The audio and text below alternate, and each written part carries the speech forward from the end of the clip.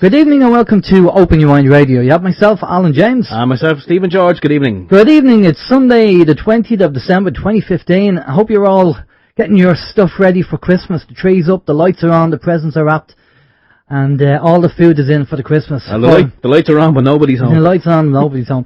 So, good evening, and as we say, welcome. Now, we have a busy show tonight. We do have a pre-record of a lady that we wanted on the show a few weeks ago, and we managed to have a pre-record interview with her last week, Katherine Albrecht. So we're not going to be kind of mucking around. We're going to be going straight into the interview, and we're going to play that, and then after that we'll have on our second part of the show, we're going to have Danielle Lity. I'm not too sure what name Danielle is going by these days, but we'll find out anyway when we bring her in. So the interview with Katherine is about an hour.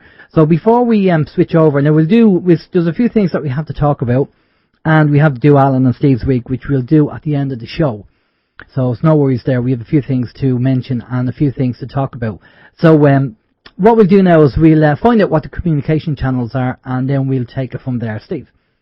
Yes, here we go. Communication channels. The communication channels are email info@oymireland.com, by phone 046 927 1212, and you can also contact us direct through the OYM chat room.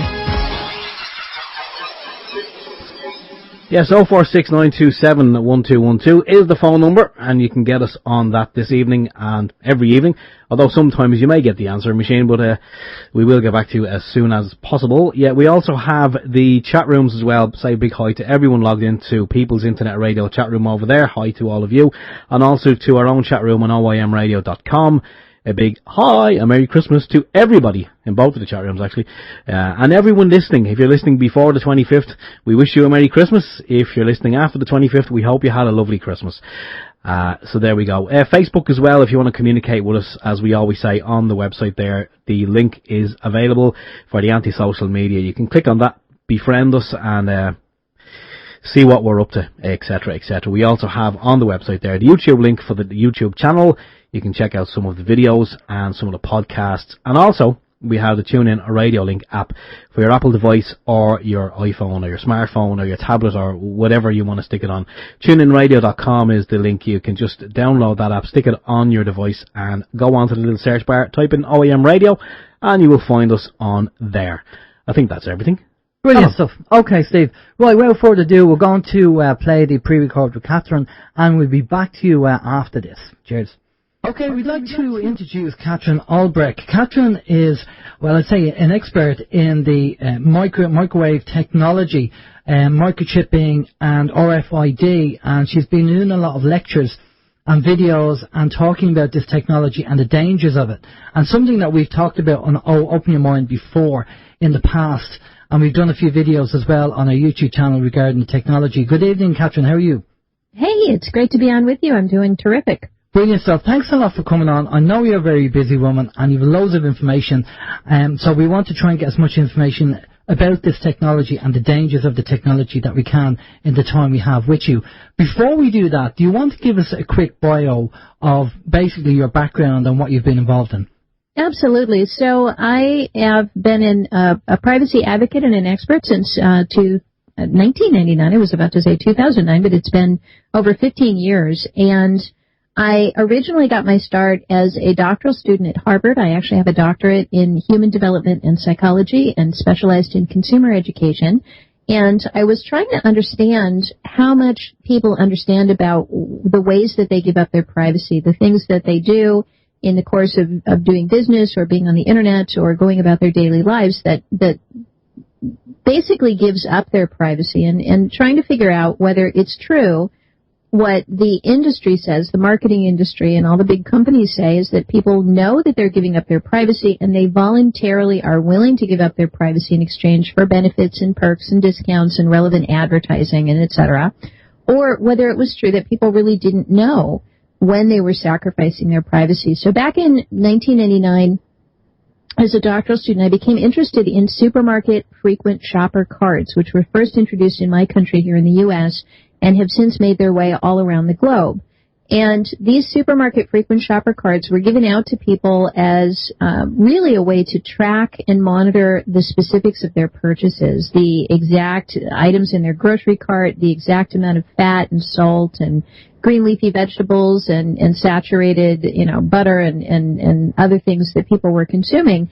And yet these supermarkets, instead of, they intentionally, I've got documentation showing that they intentionally tried to hide that aspect and to make it instead be about join the club, save money, we want to reward you, we want to give you all these perks and benefits, so take our card so we can give you rewards, when in reality taking their card meant taking a sort of shopper surveillance card.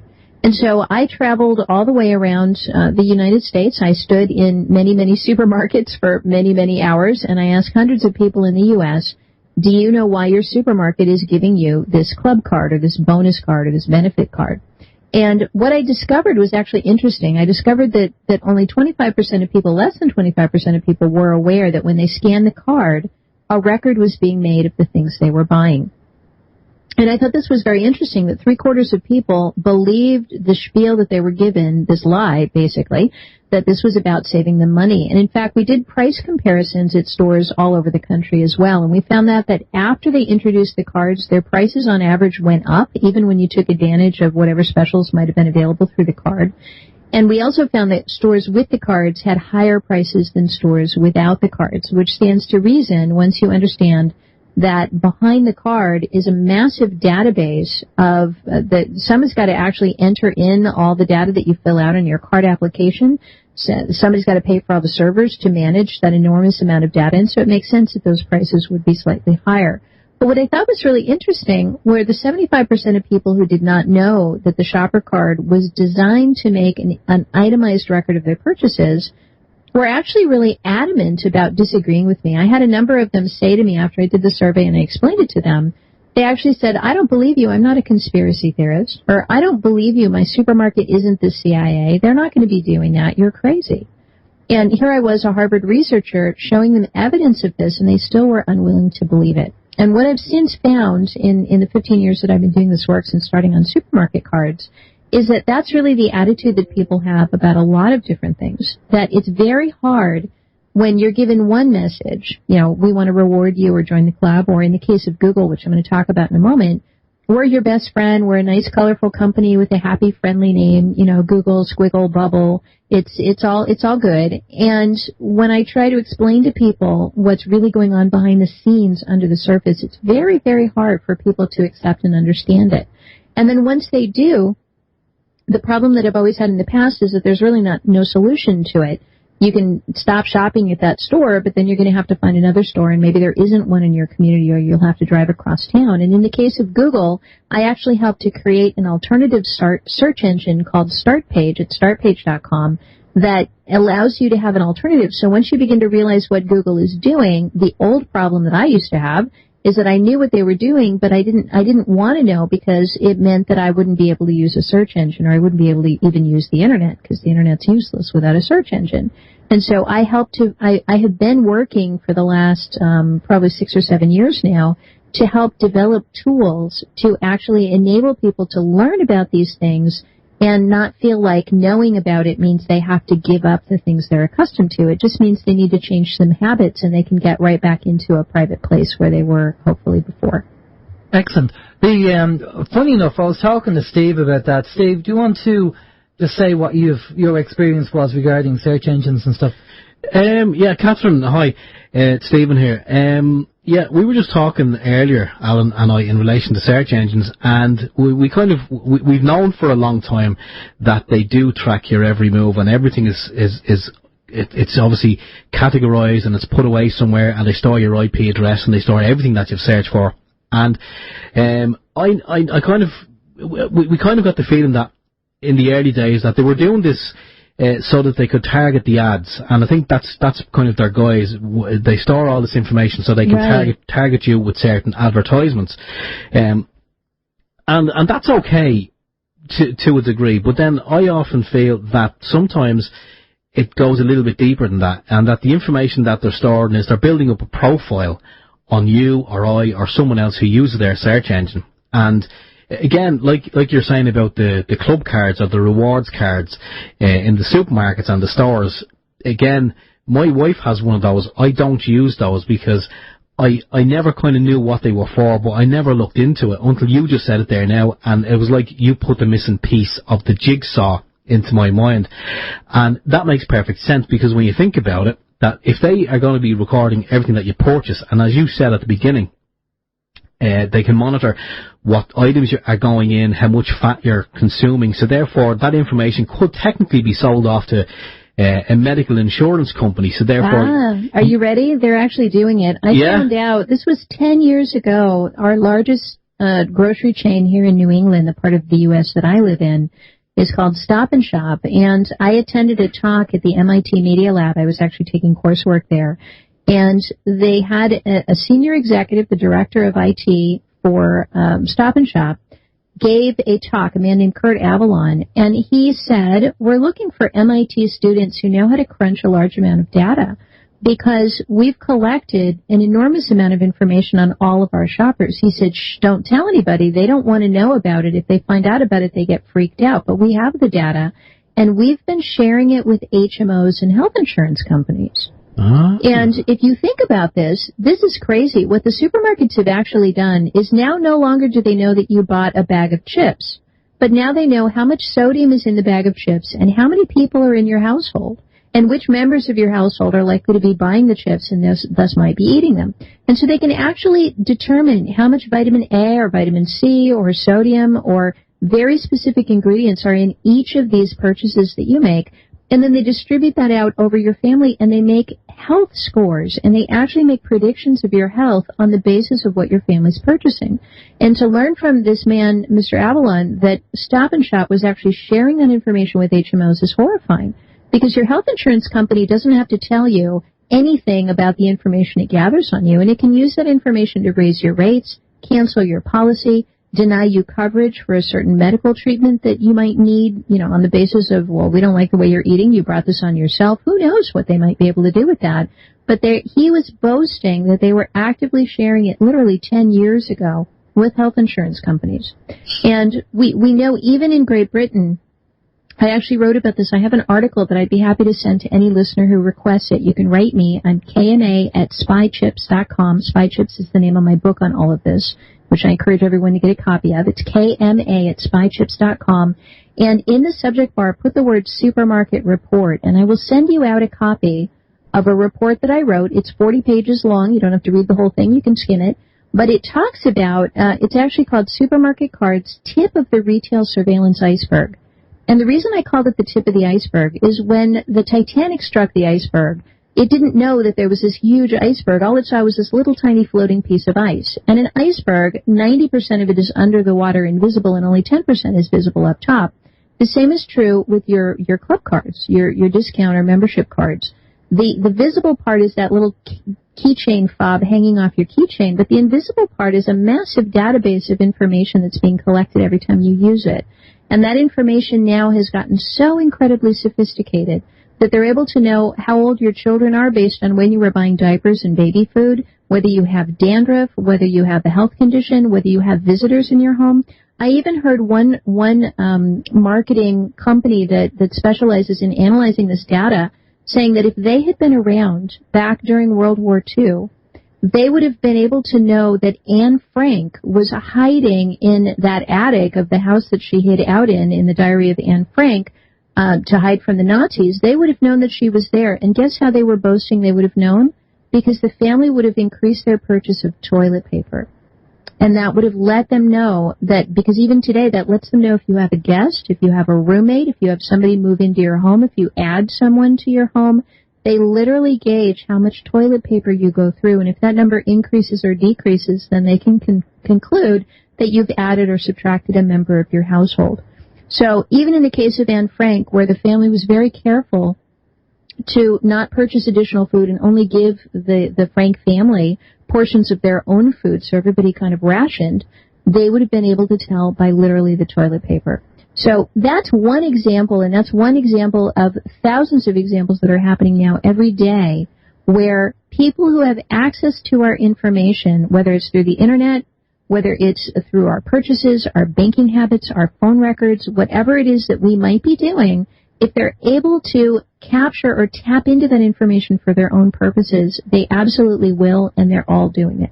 It reminds me of that video. You remember that video, the mock-up video about the guy who orders a pizza? And the person, the woman on the other end, she basically has all the records, his medical records and his weight and everything he orders. And at the end of it, he just has to order something very small because of, I mean, that's frightening if it gets to that. Yeah, and that's actually a video put out by the ACLU. It was actually a very brilliant expose of what was happening even back then. And what people need to realize is that this is really one of the major funders of the global economy nowadays is the capturing and sharing of people's personal information. And in the past, it used to be, I suppose, if you could look at planet Earth and say, what is it that funds this planet? You would say, well, oil, obviously, that's a big part, and that's a big reason why all of these activities and military activities are going on in the Middle East, because that's where the money is. But then you'd also say that a huge portion of the money being generated on this planet is being generated by companies like Apple and Google and Facebook, which are not generating money by giving you answers to all your questions or allowing you to connect to your friends. That doesn't make them a thin dime. They're making their money because in the course of doing those things, you are inadvertently giving them immense amounts of information about yourself, and that's what's profitable to them.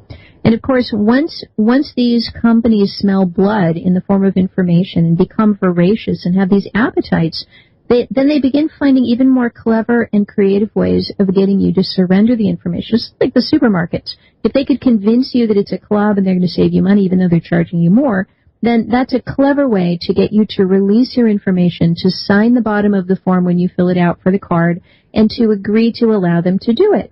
And so this is what we're finding across the board, is ever increasingly clever ways of getting you to agree to allow them to put a Trojan horse inside your life that will capture your information. And there's a bunch of ways this is done. This is done through, obviously, search engines we talked about. When Google, back in 2004, discovered how immensely profitable it was to answer people's questions, not because they make money by answering your questions. They're not your mom. They don't have an interest in what you know or don't know. Yep. But they love the fact that 20, 30 times a day, you're telling them exactly what's on your mind. So when you use a search engine, when you log on to Google and you say, I want to know the phone number for the hair cutting place because I need to make an appointment, now they know who cuts your hair. If you find a rash between your toes or a lump in your breast, you're going to look that up, and now they know that you have a health condition. We look up everything on Google. You need a marriage counselor? Are you concerned that your brother might be addicted to heroin? Are you concerned? Whatever it is, we look this stuff up on Google. And so if you think about it, let's think back to the Soviet Union under Joseph Stalin, which was one of the most murderous regimes in all of history. Some people say he killed upwards of 60 million people of his own, within the people he was supposed to be looking out for.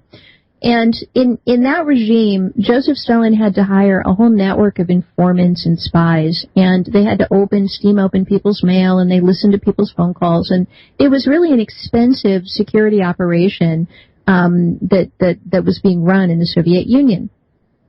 Can you imagine if he had the capability of requiring that every single citizen within the Soviet Union was required, forced by a gunpoint by law, to report what was on their mind 30 times a day into a vast government listening system? Can you imagine? You tell them, okay, well now I'm cooking lamb chops for dinner. Well, I'm concerned I have a rash between my toes. I'm trying to find the directions to go to see the Nutcracker because it's Christmas. I'm trying to blah, blah, blah. And if you had to report these things into a government database 20 or 30 times a day, you would recognize how immensely oppressive and how immensely privacy violating it is to have to tell some government official or some authority every single thing about your life. And if someone in the U.S. were to require that, let's say Barack Obama said, everybody now has to start reporting all these things, there would be a revolt. We'd have a revolution. There'd be a war. And yet when Google does it, because it puts happy little colors on there, and because it operates in the guise of answering all your questions, it essentially does the same thing. It captures what's on your mind, every aspect of your life, 20, 30, 40 times a day, depending on how many times you type in a search, and it keeps constant track of you. So this is why the information that has been obtained by the Google search engine, which they know enough about you at Google simply based on your searches to fill an entire old school Encyclopedia Britannica, if people remember those. There were A through Z volumes that filled up a couple of library shelves. If they were to print out the amount of information they have on each of us based simply on our searches, it would fill the Encyclopedia Britannica. That's really wild. And this is why when the NSA or the FBI or the CIA or whatever creepy government agency in whatever country it's in wants to know information about the citizens, they don't go after, their own tax records, or they don't go after their own internal government records on individuals. They go directly for the Google records. And this is why Ed Snowden revealed to us that the PRISM program had built back doors into all of these online systems that we use every day, because if you want to know a lot about Joe Schmo, you pick somebody out of the blue and you want to know everything about them, the very first place you want to go is Google, because Google knows everything there is to know. It is incredible. Steve, do you want to say something there? I was just going to say, yeah, I mean, even the likes of Facebook, when you think about Facebook, Katherine, everyone puts everything they do up on Facebook. And I mean, I say when that was invented and people start using it and sharing what they're doing on a day-to-day basis, I'd say there's people in the government department somewhere jumping up and down for joy and rubbing their hands, because, like you're saying, if you were to go around with a gun and demand all this information, well, there'd be a public outcry. But I mean, people are willing to give it willy-nilly. They're just, people, the amount of personal information that I've seen on Facebook now, both Alan and I use Facebook, but we know what it's doing, and we use it for different purposes, I suppose, because it is kind of essentially a communication tool, so we kind of use it for communication with people who are involved in some of the same things that we are. It's a billboard. It's a billboard, yeah. It's like one of the old-fashioned, what was the thing, the notice boards where you used to log in years ago on the internet. But we do see that some people, as you're saying, they'll put up that they're making the dinner, what they're having for dinner, where they're going. And when you think about it, and I know this for a fact, like what you're saying as well, because I know someone who's involved in the social welfare department over here for benefits. People who are, I'll say, unemployment benefit and stuff like that. I know someone who's involved in that, and he told me about 2 years ago that there was someone, he didn't name names, but he said there's someone around the area where I live, and he said that they've recently been away on a holiday. They're claiming benefits, and he was actually called in and asked, did he know this particular family? He said, yes, I do. And he was told, well, they're going to be getting a visit because the Department of Social Welfare had logged into their Facebook account, were looking at the pictures that they were posting up on their holiday, and they're claiming benefits. In Facebook, when you have all these psychological things like how good is your IQ, or how good is this and how good. To me, I think that's another psychological thing, to find out more about you. And I think it plays to people's ego, and you do the thing. Now, I'm not, I notice these things. Time and time again, you have all these things come up on Facebook. Are you good at this? Are you a good cook? Are you whatever? And people go in and go, oh, what, says that I'm a good cook, and, I'm 99% a good cook. And all that, for me, is all psychological to hit your ego, so you'll actually go and do it. Sounds plausible. So the degree to which, and I just want to get back to the supermarket cards, because I want to draw some parallels that will help people understand this better. The supermarket frequent shopper card was a very clever way for the supermarket to capture information that they specifically wanted about people. And when Google, I was going to go back to 2004 and say that Google had discovered that it was very profitable to capture information about just what's going on in people's lives, but there was something that Google didn't have. There's a lot of blind spots. There's a lot of things that go on in your life that they don't know. And what a little bit of access to information does is it makes them hungry for all the information. And so in 2004, they made the realization that it's fine and well to know what you're doing when you're alone in a room by yourself, looking on a computer, looking something up. But what is it that you're doing when you're with other people? What kind of information are you giving rather than asking for? What information are you giving? Like you might be saying, here's my phone number, here's my bank account number, here's my income, here's my whatever. You're not going to say that to a search engine. Those aren't things you ask about. Those are things you tell to other people. So they wanted to find a way to access this other stream of information of what people say to one another. And they realized that the best way to do that would be through accessing their email. Except back in 2004, all email was really private. In fact, if you remember back, if you're old enough to remember, there was Earthlink and Netcom and AOL and all these various services, also Hotmail and Yahoo. And they all had really strong privacy policies that said, we're like the Postal Service. We deliver your mail, but we never look at it. We never read it. And so Google racked its brain and tried to think, how can we get access to read people's email? Well, we can't hack into their computers. That would be illegal. How can we get them to give us access to read their personal email? And they came upon the idea that if they created their own email program and made it very irresistible and free, and then wrote into the terms of service that if people used it, they could read all their messages, that they would be able to get probably the biggest privacy-invading coup that has ever existed, and that is the ability to read the internal communications of millions of people between themselves. And so in 2004, they actually launched this product called Gmail. And I was one of a member. We wrote a coalition letter, the ACLU and EPIC and EFF and Privacy Rights Clearinghouse and Privacy International, a whole bunch of organizations, and I signed on to a letter to Google in 2004 saying, you cannot possibly be serious that you're going to actually create an email program that allows you to read everybody's email. This is going to change the way email is handled on the Internet. And little did we know that not only did it wind up changing that, but it wound up changing the way the whole Internet operates, because now everything is created with that same model. The idea that if I offer you something that's really wonderful and exciting and you're going to love it, you'll take it in behind the gates just like a Trojan horse, and then once it's in behind the gates, I can begin using it to monitor and surveil your life. Yes. And so, as a result, Google now has access to, I'll give you an example. Let's say you write to your accountant, and that person is filing your annual tax return, and you attach your tax return in an email to them to their Gmail account.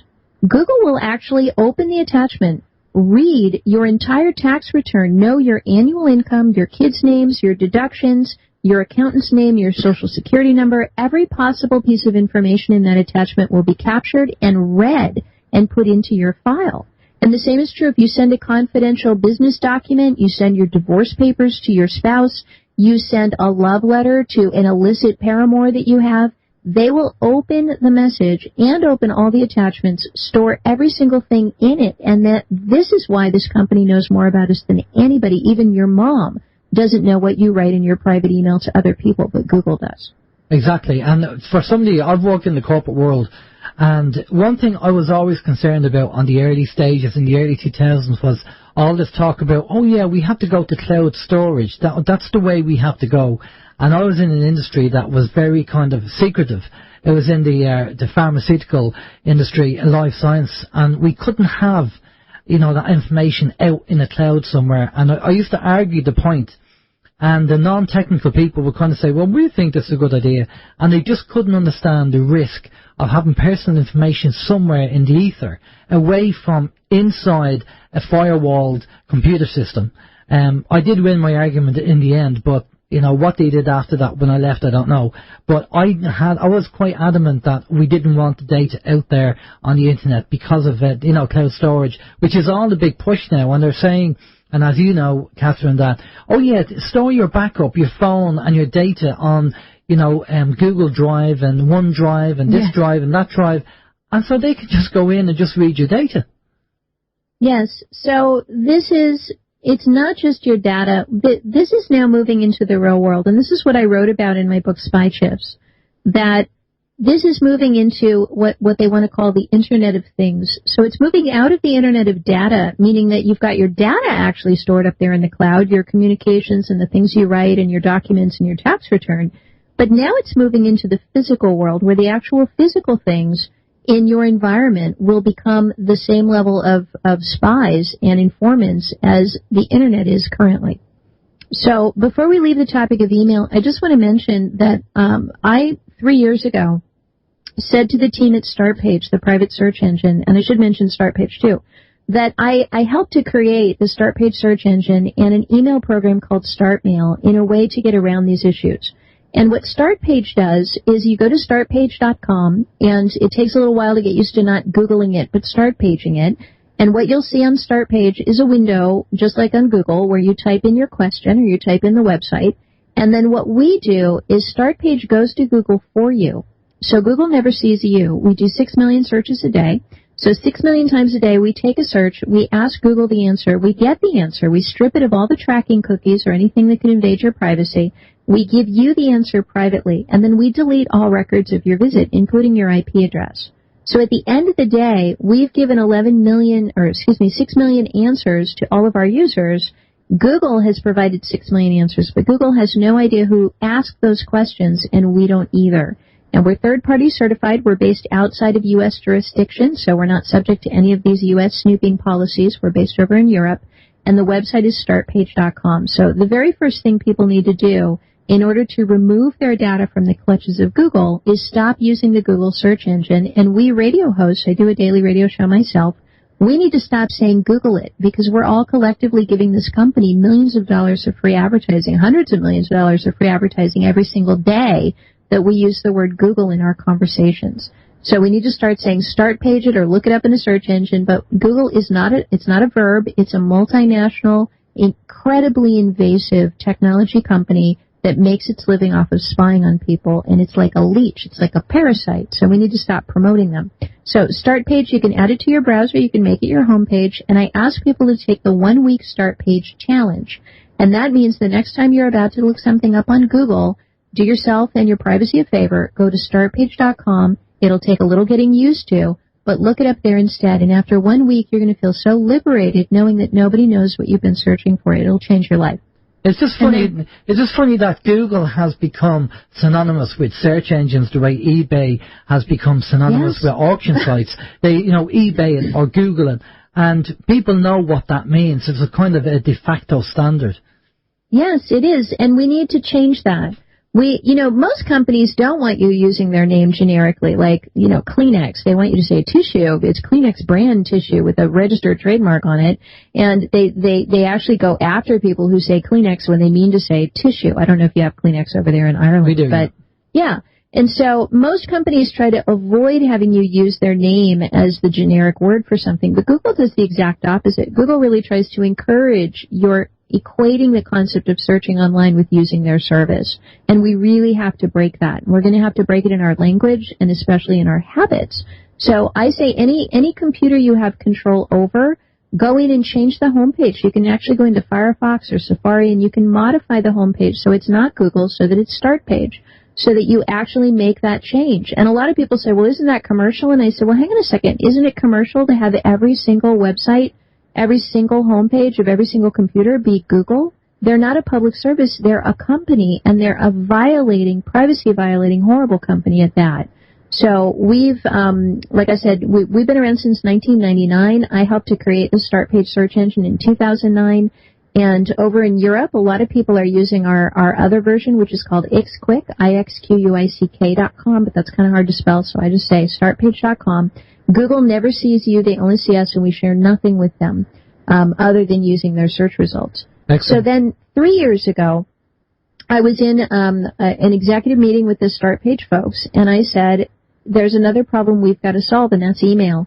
Because millions, tens of millions, hundreds of millions of people are using Gmail, and they are not even aware that every single thing they write and say is being monitored and captured and shared with the NSA and the government, too.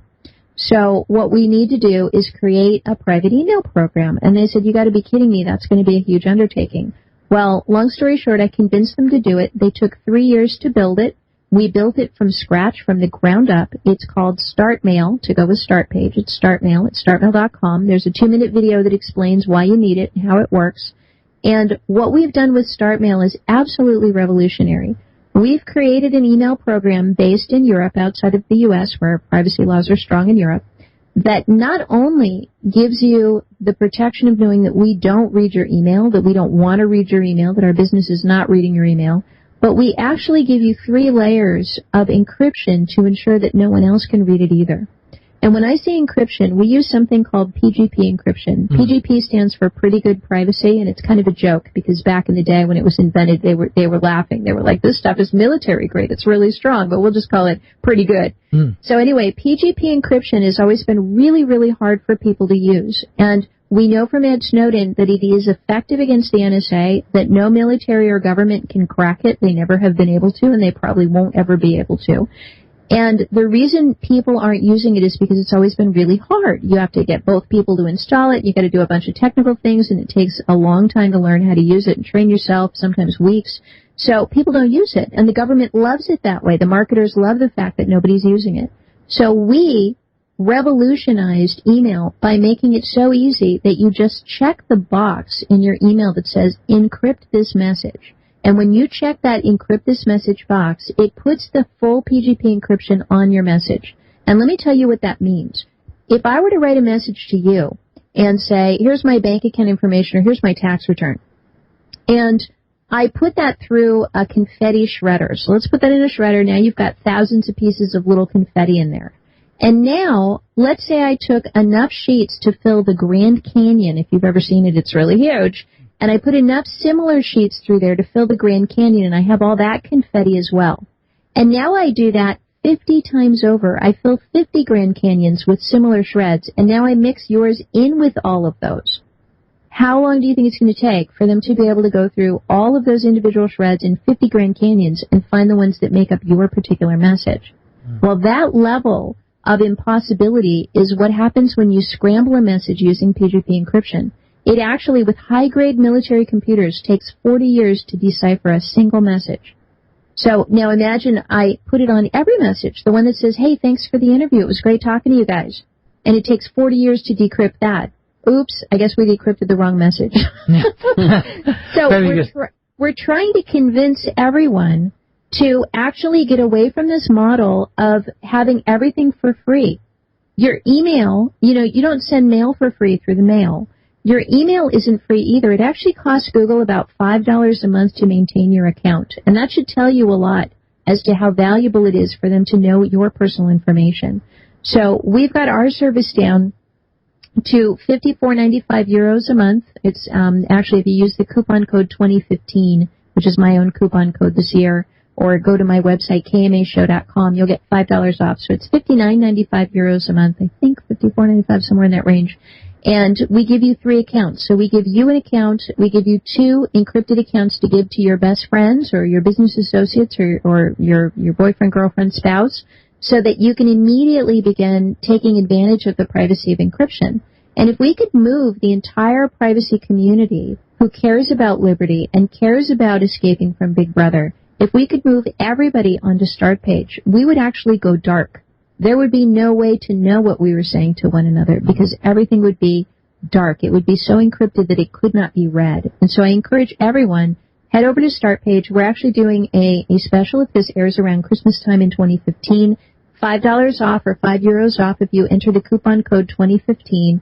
And we also are, for a limited time, making gift cards available. So when you buy your account, you'll actually have 2 printable gift cards with coupon codes or codes that your recipients can enter to activate 2 additional accounts. And those are printed out in holiday cards, Hanukkah cards, and Christmas cards that you can then tuck into an envelope, and you've just given a wonderful Christmas present. And the beautiful thing about this is you can do it right up until December 24th at midnight. You can even do it on December 25th in the morning. It's a last-minute gift. You can purchase it through the Internet, print it out, and tuck it in a card, and you've got an amazing gift, the gift of privacy that you can give to someone else this season. Excellent. Steve, you want to jump in there? Yeah, I just wanted to mention a couple of things. I did notice when I actually do use Start Page already, Katherine. I've used it for some time now. I use it on my home computer. I did put it on the work PC as well, but again, I'm not going to say Big Brother, but the other people who use it, they just couldn't get away from Google, so it just had to be reverted to Google for them. How willing people are to do that, and Google loves it that way because they've got people so addicted, so accustomed to that happy little smiley colors. They have a whole team of psychologists whose only job is to make sure that everything about Google is appealing and friendly. Yeah. That's all they do. So that's how they have the colors. If you want to know why they're there, they look like a happy crayon box from when you were 5. That's why they have that happy little name, like tickle or pickle or, Google, bubble, whatever. It's a happy word.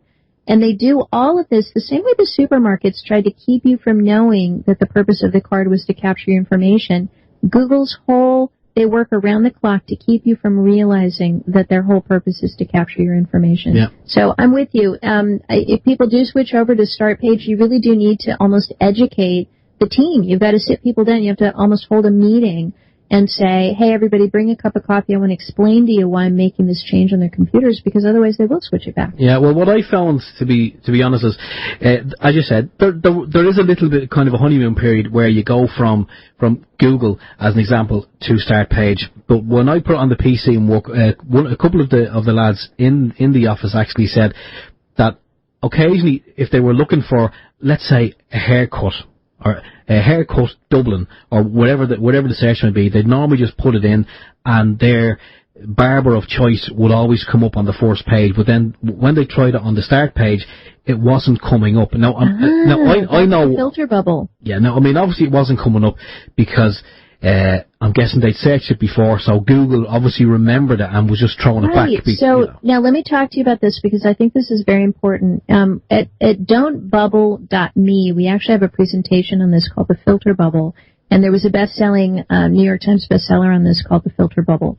So what Google has been doing, and people don't realize this, is they're actually hand-picking and filtering and censoring the search results that you receive.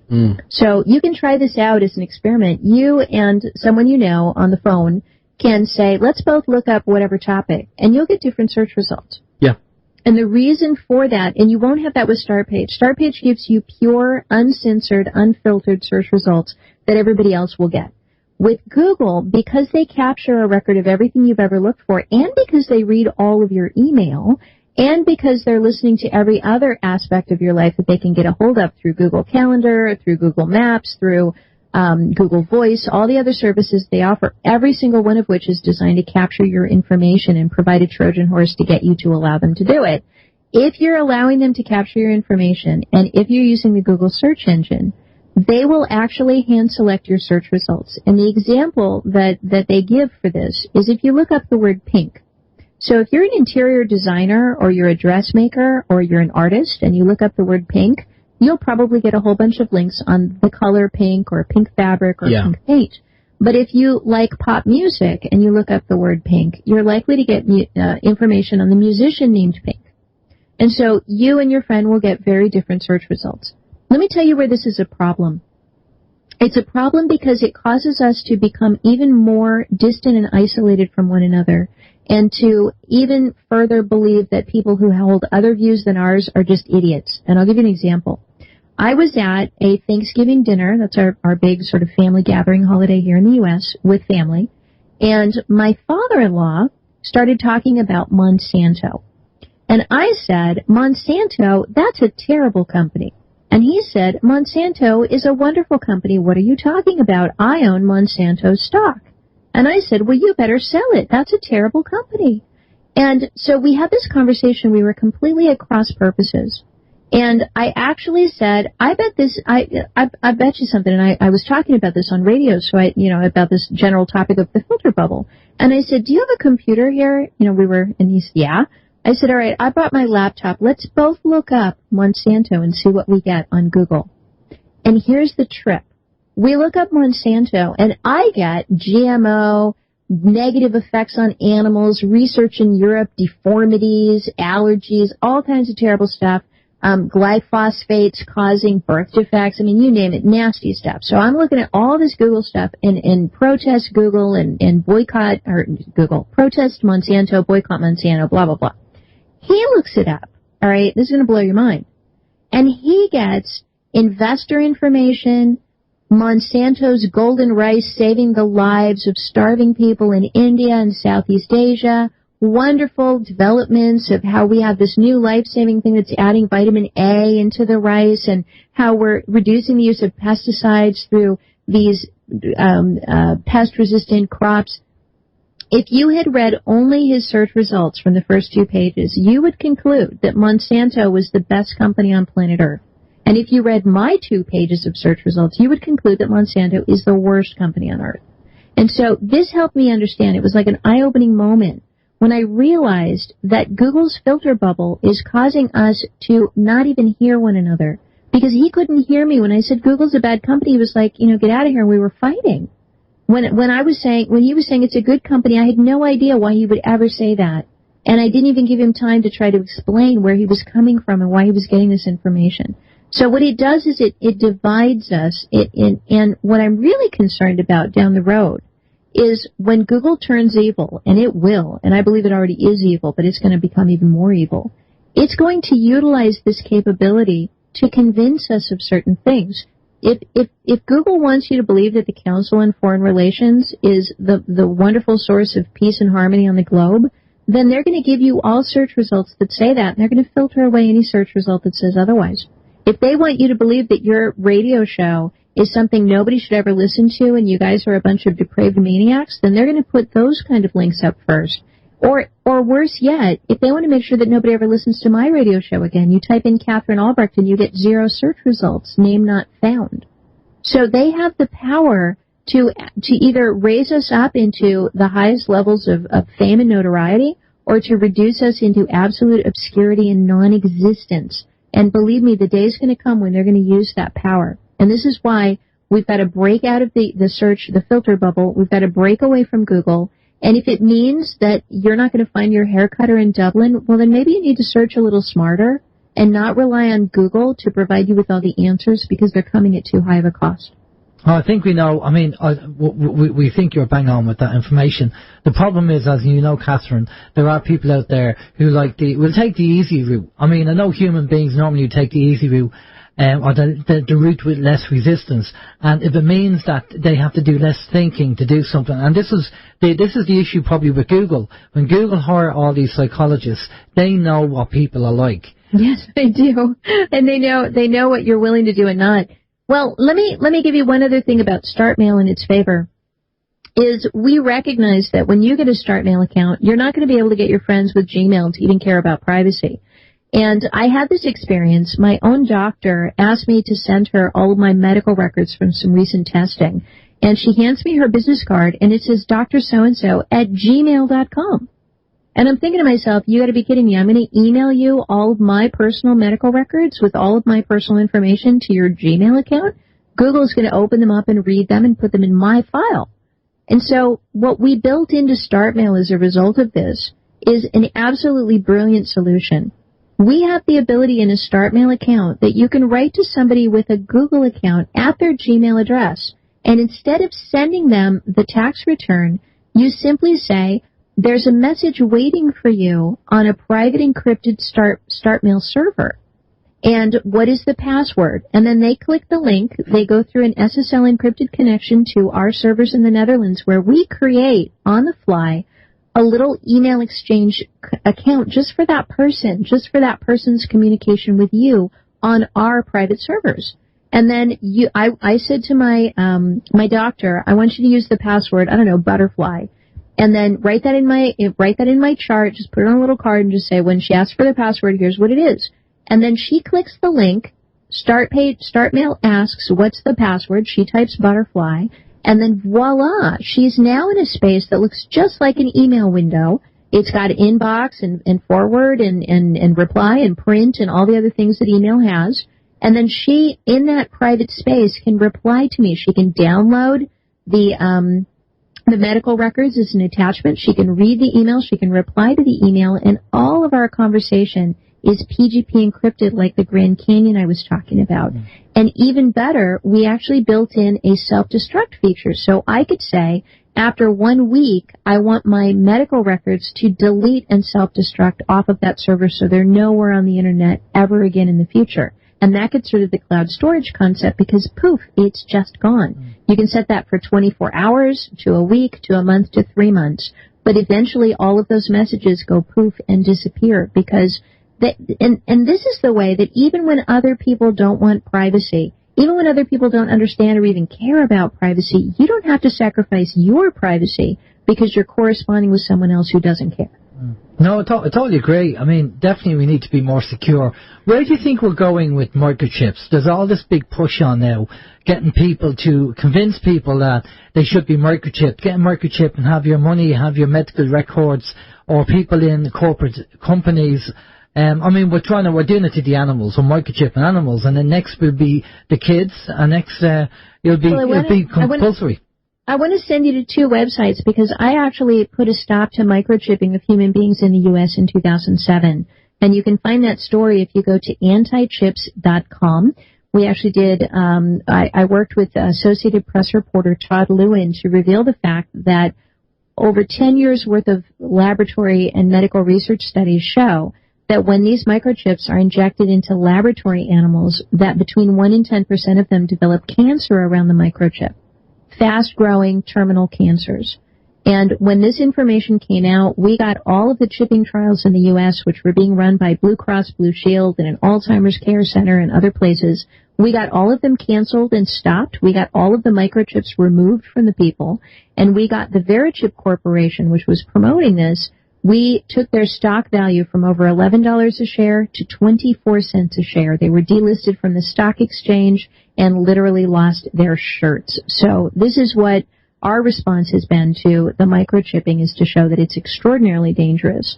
Now, one of the concerns that I have about microchipping is that we know that there is a push, even now, even with the cancer information, to put these microchips into people. And when that happens, we will have crossed an incredibly important line. And it's a line that I should bring up because it's fascinating that 2,000 years ago in the Bible, we were actually warned that there would be a time when all people would be buying and selling with a number in their right hand. And if you think about it, how do you buy and sell with a number at all? Well, 2,000 years ago, what did you do? Trade some goats? I don't know. There was no way to buy and sell with a number, even in the 1970s when I was a little girl and my grandmother first told me about this. It's called the Mark of the Beast. And it's in Revelation, the last book in the Bible. It's chapter 13, which you can kind of remember because it's an unlucky number. It's the last 3 passages in there. It talks about a time when there will be a global system, a global leader, and all people, great and small, rich and poor, free and bond, which means imprisoned or enslaved, will be caused to receive a mark on their right hand or their forehead, probably for those who don't have a hand. And without this mark, they will not be able to buy or sell. The mark is called the Mark of the Beast. It is the name of the beast or the number of his name, which is 666. You probably heard about that from heavy metal music. Yep. And the prediction in the 1970s, when I first heard this, I said, I don't understand. How would you buy and sell with a number? I'd never seen a credit card. I'd never seen a barcode, which didn't take off till the 1980s. I'd never seen any possible way that you could buy and sell with a number, and much less a way that you could put it in somebody's hand or actually on somebody's hand. And now we actually, about 6 months ago, in Scandinavia, there was a businessman who held a press conference claiming to be the very first person on Earth who could make purchases with a microchip embedded in his right hand. And here's the key piece. When we wrote Spy Chips 10 years ago, my co-author Liz McIntyre and I came out with that book, we were ahead of our time. And we did not realize that what would happen in the next 10 years, because we're celebrating our 10-year anniversary of Spy Chips. Again, grab it and read it and know what's coming. But what we didn't recognize is that all of the cash registers in the last 10 years since that book came out have been retrofitted with the ability to take the payments from RFID microchips. Now, what this means is that over the last 10 years, virtually every credit card on the planet is now being issued with an RFID remotely readable microchip in it. That's that right. means that instead of scanning it through the scanner, you can hold it up to the reader. You might have been in a cab in New York City and seen this. We have vending machines now that have these things. It's a contactless reader. You hold your microchipped credit card up to the reader, and it reads it through the plastic. Here is the amazing part of this. This is now in place in Thailand, in Peru, in Canada, in Ireland, in you name it, Tokyo. Every place on the globe now has changed the cash registers in the major retail establishments to accept these microchips at a distance. That microchip that is in those millions of credit cards, which didn't even exist 10 years ago when we wrote Spy Chips, is the identical same microchip that you can put in a capsule in glass and inject into somebody's hand. And what this means is that at the moment when the government or whoever, whatever powers that be, or maybe even it's some kind of Apple product, says, put this chip in your hand, and millions or billions of people take the chip in their hand, the cash registers are already ready to receive the payments from people's chipped right hands. Yeah, and that's revolutionary. That's never been the case before. It is happening over here. We already have the introduction of the RFID cards, and we're getting the shops now saying, would you like to use your card? There's actually less of a cost, apparently, if you use the RFID. Now, there is a limit on the money, but that's going to change. Steve, you want to say something? It's putting incentives in place. Absolutely. Yeah, since we found out this information, Katherine, Alan's been going around tirelessly, and he's been giving demonstrations. He has an app on his phone, and his phone has this the technology. What's it? It's near NFC, near field communication. Yes. And Alan, NFC, by the way, is just a fancy way of saying RFID. It's a euphemism because they realized RFID is the kiss of death, so they're calling it NFC, but it's the same thing. Yeah. Well, the app that Alan has on his phone, which he's gone around, he's given people demonstrations. He's even done a YouTube video as well, where he gets the app, activates the app, gets someone with one of these smart RFID credit cards, swipes it over his phone, and the information comes up. Now it's a trial version of the software, so it just gives you the last couple of digits of the actual card. But the amount of people who are left with their mouths open when he does this demonstration is amazing. Absolutely. And so it makes you insecure in so many different ways. I actually, the cards that people use to open their offices are also RFID. And I once gave a demonstration at the state capitol in the state of Michigan, where I took a device that was designed to read and replicate the signals from people's office cards. And I stood in an elevator next to a lawmaker, and with her knowledge, and I turned on my little device, a little green light came on, which meant I had captured her number, and then I pressed another button, and it began emitting her signal. And then I walked over to her office door with my little handheld device, and I held it up to the door, and I opened her office. Because the thing about RFID is it's available, because it's using radio waves, they're just traveling through the air. And if you are in the air, if you have something in the air that can capture them like a device nearby, then you can actually emulate them and you can hack them. And it absolutely blew their minds. I was giving testimony there in the state of Michigan as to whether they wanted to issue RFID-enabled driver's licenses. And this is the worst thing you could ever do. You could actually walk through a crowd with a reader device and capture everybody's driver's license information and then impersonate them all. It's that bad. We are trying to educate people about this, and hence why I did the demo.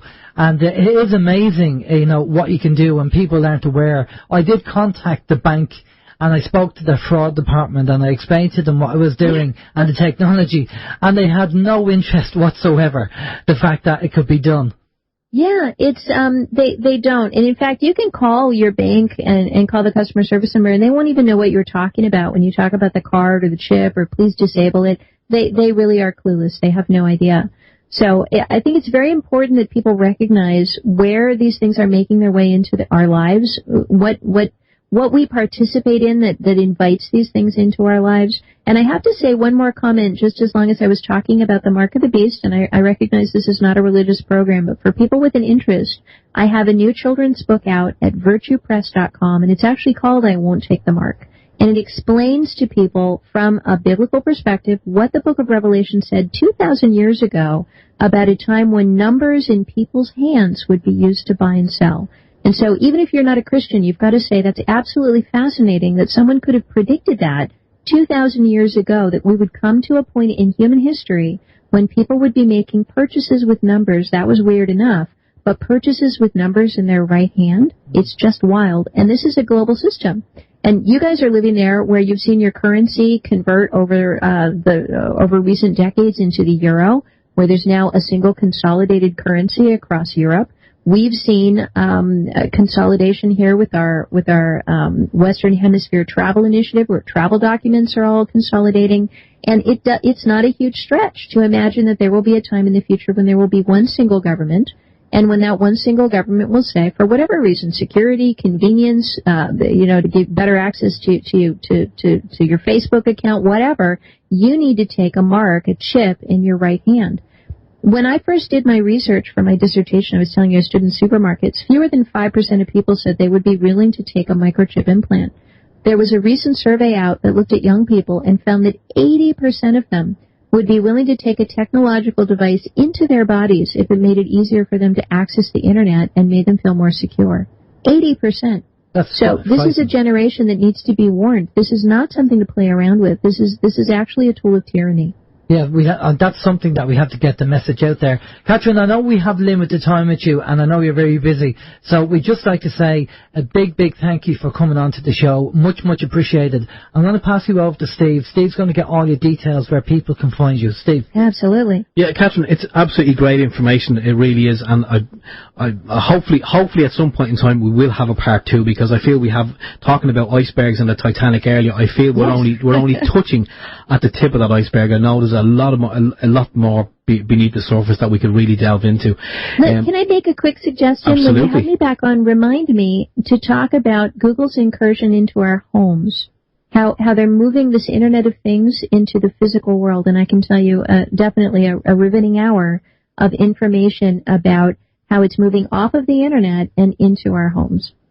Absolutely. I think you may be hinting at the smart grid there, because I actually listened to one of your podcasts there during the week. Smart grid, Dropcam, Nest, thermostat, all of these things are things you want to say no to, and not just say no, but scream no over my dead body. Are any of these things coming in my home? Because they're all designed to be surveillance devices, and they're using that brilliant Google model. We'll make it really cool and really slick and really appealing, and then once you bring the Trojan horse into your life, then we'll use what we have from the inside to capture everything we can know about you. And the one place you don't want that to happen is in your home.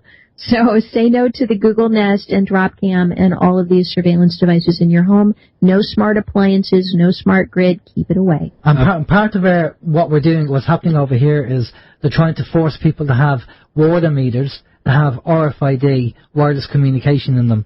And we're fighting. And it looks like we possibly could win. I think we're winning. I think we are winning. Yeah. And that the water meters are part of the smart grid system. So, but brilliant. Let's get all your details. Yeah. Just one more thing to mention before I forget. You remember we were talking earlier about the way Google is the name and the Kleenex and are the tissues and this sort of thing. Well, another thing came into my mind, and I should have said it, but I didn't. But I know in America, when you're cleaning, you use the vacuum cleaner. Over here, we call it the Hoover. And Hoover, and if you said to someone here, get the vacuum cleaner, they'd look at you. What? What's that? You go, the Hoover. Oh yeah. And again, that's a brand name, has been since what, the 50s. Right. So you Hoover something, you Google something, it's the same concept. Yeah, it's a very good point. I hadn't thought about that, but it's absolutely true. Well, there you go. Anyway, Katherine, it's been an absolute pleasure having you on. The information has been fantastic. We do look forward to having you on. But for anyone else who's intrigued and if you've whetted their appetite, how can they find out more information about this information and also about Katherine Albrecht? Well, thank you. I do a daily 2-hour radio program. I've done it for 8 years, so I've got 3,000 hours of downloadable content that people are welcome to capture for free. You can find that on my website, kmashow.com, or just my name, KatherineAlbrecht.com.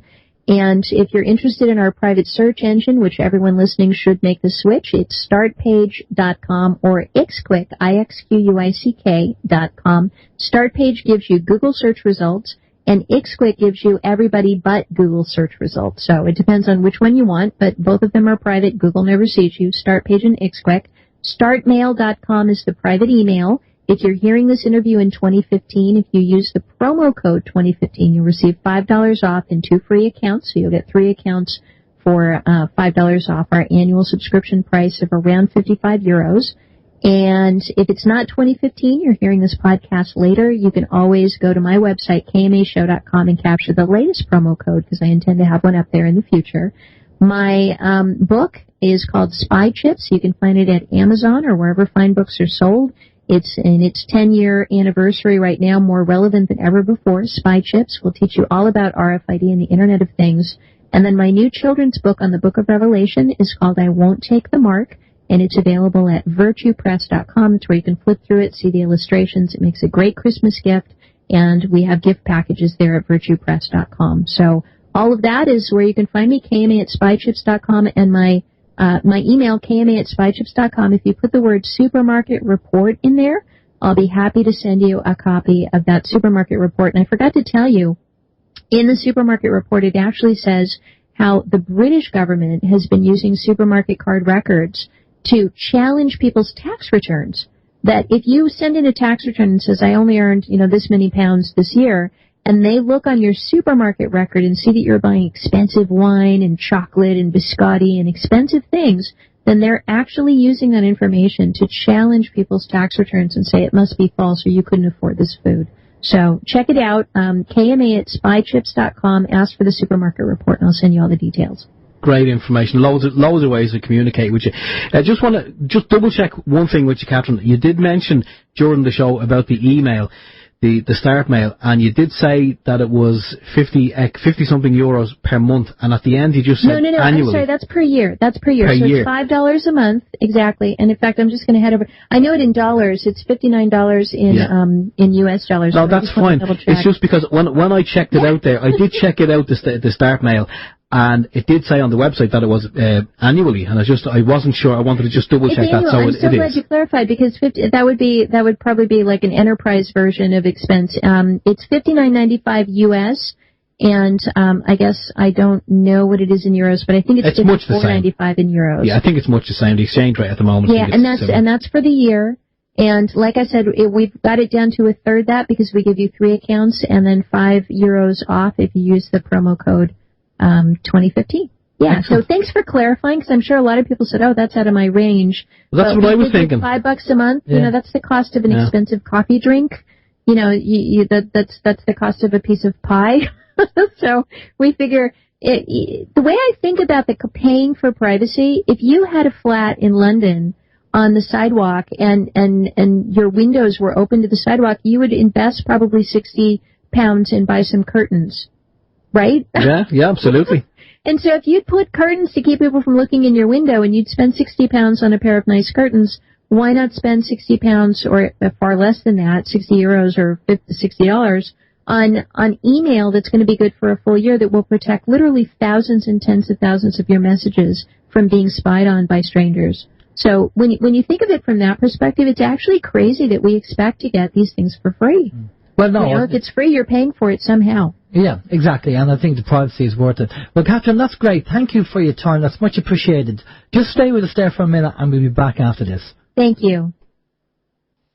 This is Open Your Mind Radio on OYMradio.com, UnitedWeStrike.com, and PeoplesInternetRadio.com.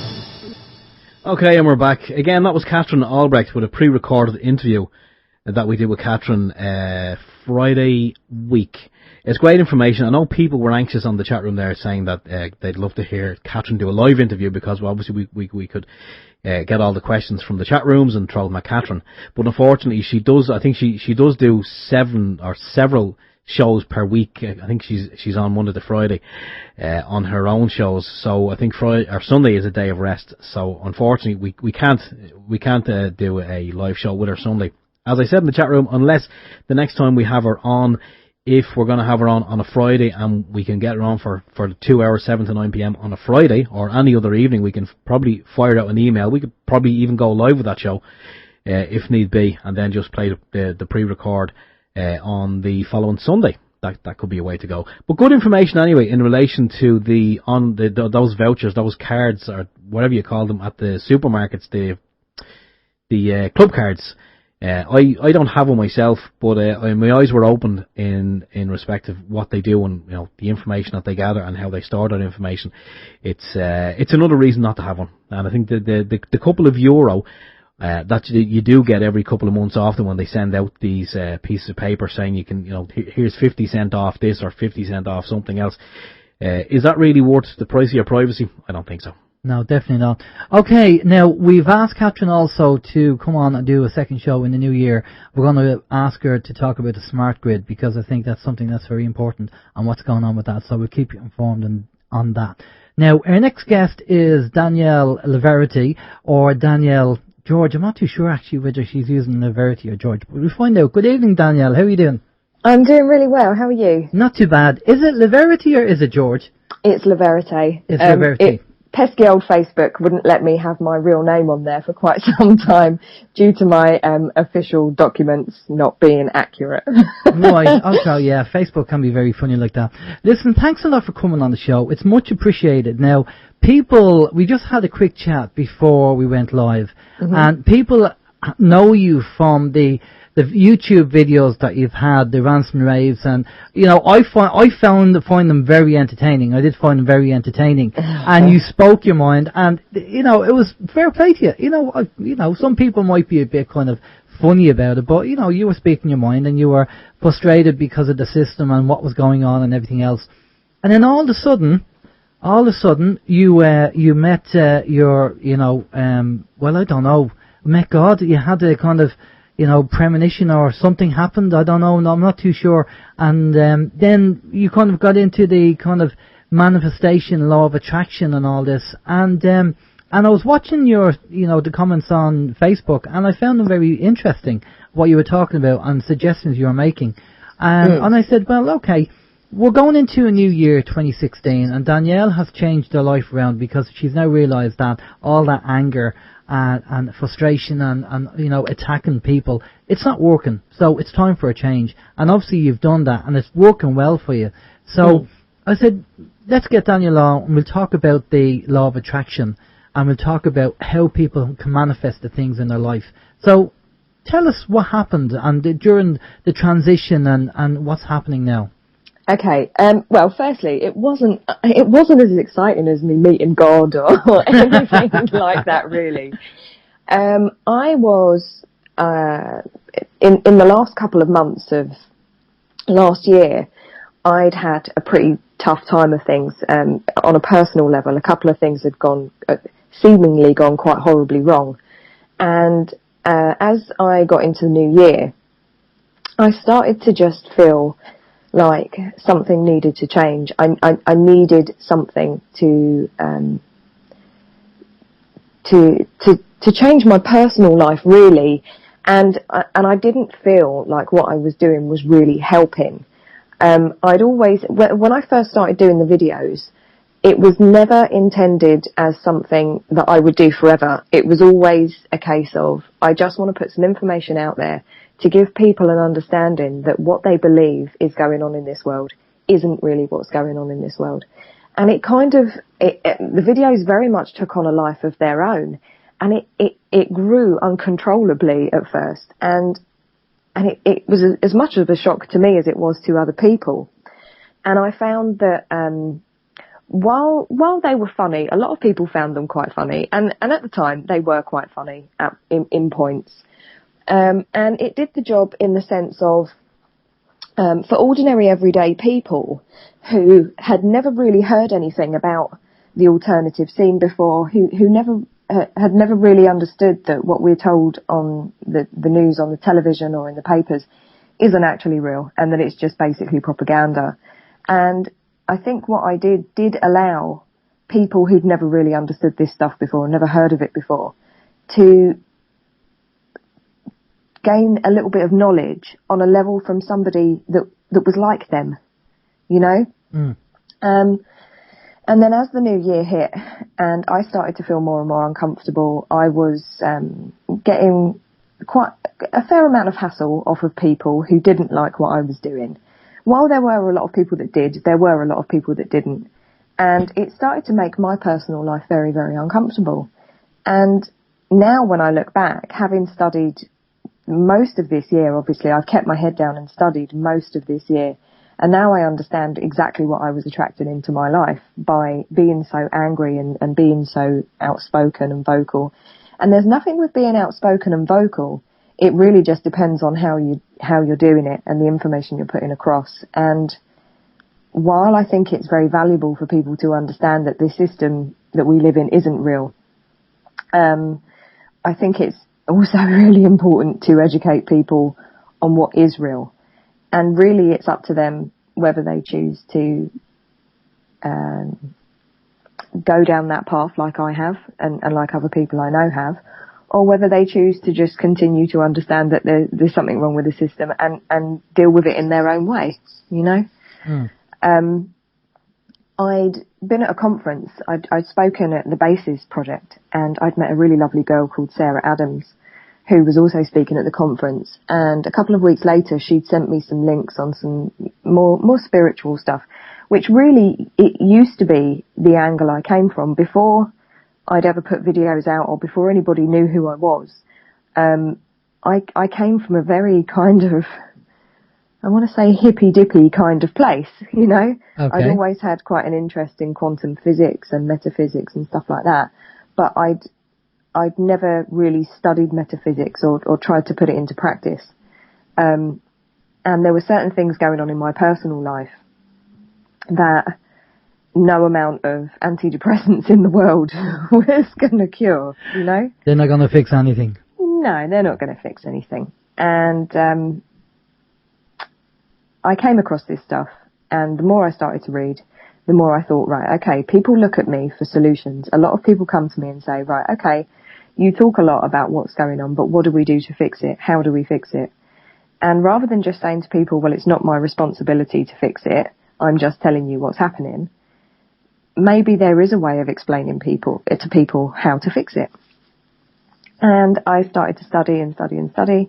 The videos became far less valuable as time went on, and in the end they became completely irrelevant to what I was doing, because once you get yourself into this and you come from a much more spiritual angle, even if you want, you know, sometimes people aren't happy to refer to it as a spiritual practice, even if they want to refer to it as a scientific practice, because it can be, you know, you can come at it from that angle.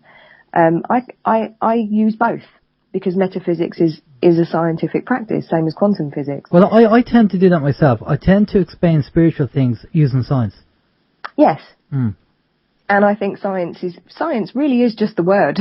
Yeah. for the non-physical side of our existence. Mm. But some people are unhappy with the spiritual term, and a lot of people kind of look at it as New Age. And while there is a lot of disinformation, the New Age movement has been flooded with disinformation, just like every other movement has been. It's really about picking out the decent information and using it to your advantage. So I decided that I would start to study this, see if I could implement it in my own life, and if I could, great, I could then start showing other people what I was doing, and if they felt comfortable, they could take it on and maybe change their lives too. So, you know, it's a lot more practical than just sitting on YouTube and being really annoyed with the system. Yeah, exactly. Well, frustration and that energy is a low vibration. It's a low energy, and we all feel it. I mean, nobody's 100% positive all the time. But, you know, things do upset us. But so let's talk about the manifestation and law of attraction. What was your mindset? How did you start focusing on the positive, and what way did you put that into practice? Well, initially, you have to, there's a lot of brain training involved at first, because we don't realise that we come from a position of lack. We're taught our entire lives that to obtain C, you must do A, B first. Mm. You know, A is the understanding that, right, okay, that's what I'd like out of my life. C is the achievement, and B is the scrambling in the middle for you to get to that. Mm. So we're taught from day one, you know, by our parents, because they're taught that, and their parents and their parents. You know, even the simplest of things, like when a child says to you, "Mum, I want an Xbox," you say to them, "Well, if you want an Xbox, you're going to have to do chores around the house to earn this much money to be able to go and pay for your Xbox," for instance. Yeah. So we immediately teach our children that you must physically take action to achieve the intended goal. Mm. And that actually courses through every single aspect of our physical existence, our entire lives. You know, if you want a home, you must work however many hours a week to be able to get a mortgage, to be able to do this. But it's not just as simple as earning the money to get the mortgage. You must then fit into a certain criteria to be able to get that mortgage. Mm. Then once you've got the mortgage, you must do A, B, and C to make sure you don't default on that mortgage, you know? And it runs into every single aspect of our lives. And when we come from this position, our entire lives, it's very, very hard to understand that you have resistance and you have blockages when it comes to manifesting into your reality what you want. So it really is about retraining your brain. And that takes some time. You know, immediately, I think, for instance, when you go to bed at night, you're quite tired, especially if you've worked a long day, you've come home, you've got children, you have to cook, you have to clean, you have to make sure everything's ready for the next day. You go to bed, you're absolutely exhausted, and all you can think of is, oh God, when I get up in the morning at 6:30 when my alarm goes off and it's dark and it's freezing, I've got to do this all over again. And you immediately have that sense of dread. It's immediately from a place of negativity. And it's about retraining that so that you're looking at your life as an incredible gift, that it actually really is. And while you're living in this system, it's really hard to see that your life is actually an incredible gift. We're so physically focused that we forget that we've been trained to believe that we don't have choices and that there are no options and that you must conform in a particular way. Even when you understand that the system is heavily flawed and that it's designed to beat you, you still live within it because you believe there isn't really any other way. You know, you can sit there and think, oh, I'd love to go off grid. I'd love to grow my own vegetables. I'd love to build my own cabin. And then immediately the weight of understanding that, well, I'm going to need money to do that. I'm going to need this to do that, and da-da-da-da-da. And we're constantly blocking ourselves. Yeah. Well, I'm a big believer, and you know, the old saying that give a man a fish, he'll eat for a day. Teach a man how to fish, and he'll eat every day. Sometimes money is not to give money is not the solution. Sometimes you can use money in a way that will, you know, again, if you teach somebody how to do something, they can go off and go do it, rather than giving them the money to go and buy something. So, you know what I'm getting at, you know, so sometimes money isn't always the solution, but I do think that you have to combine the things that you need, the positivity, the anger, that vibration, that energy that we generate when we're angry and we're negative and we're upset and everything else. I mean, nothing's going to be created from that energy at that level. We need to raise that higher to actually start manifesting. Yeah, and when you're vibrating at a lower level, you're attracting everything that happens in your life. You are attracting every second of every single day. And when you're in a very negative, angry, unhappy place, any of the bad things that come into your life, it's not this is what people misunderstand is they say, well, I didn't ask for my cat to be run over or blah blah blah. It's not the specific incident that you attract. It's the vibration that you're attracting. And if you're vibrating at an incredibly low level incidents are going to occur in your life over and over and over again, because it really is simply about the message that you are giving to the universe. It's like coding a computer, I suppose, a program on a computer. It's the computer's only going to do what you're telling it to do. And that's exactly what's happening every time you have a thought and feeling. It's the feeling associated with the thought that causes the creation. Okay, so give us an example. Say you want to manifest something now with the new knowledge that you have.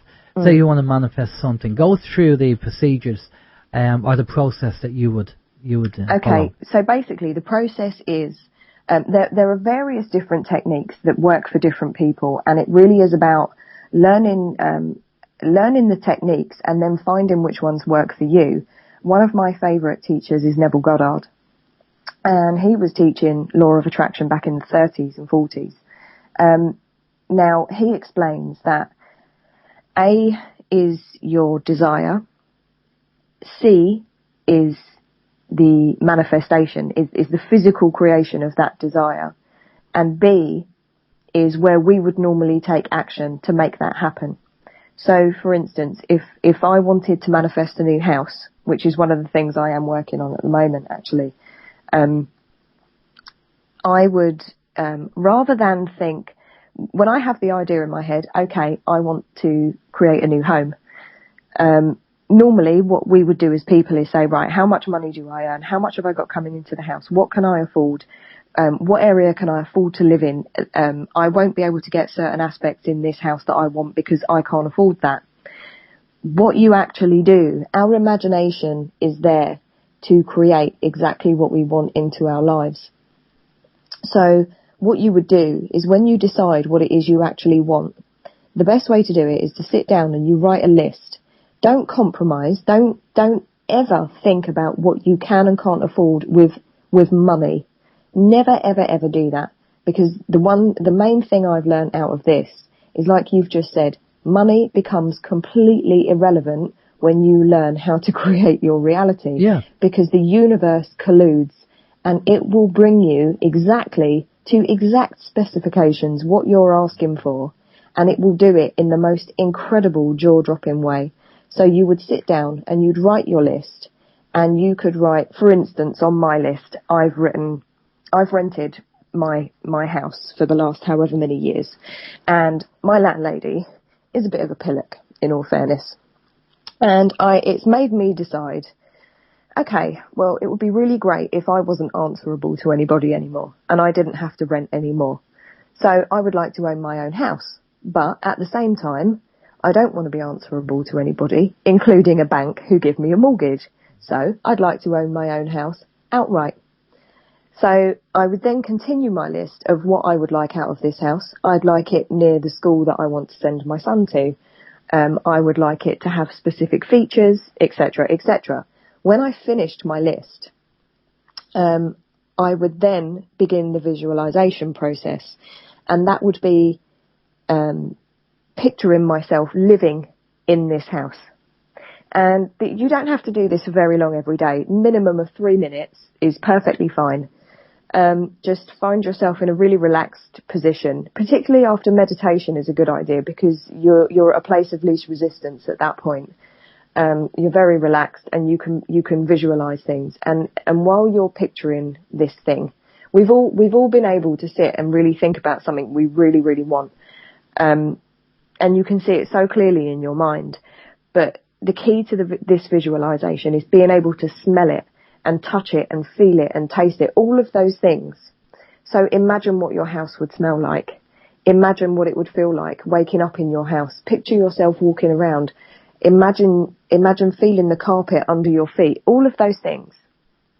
But it's not just as straightforward as that.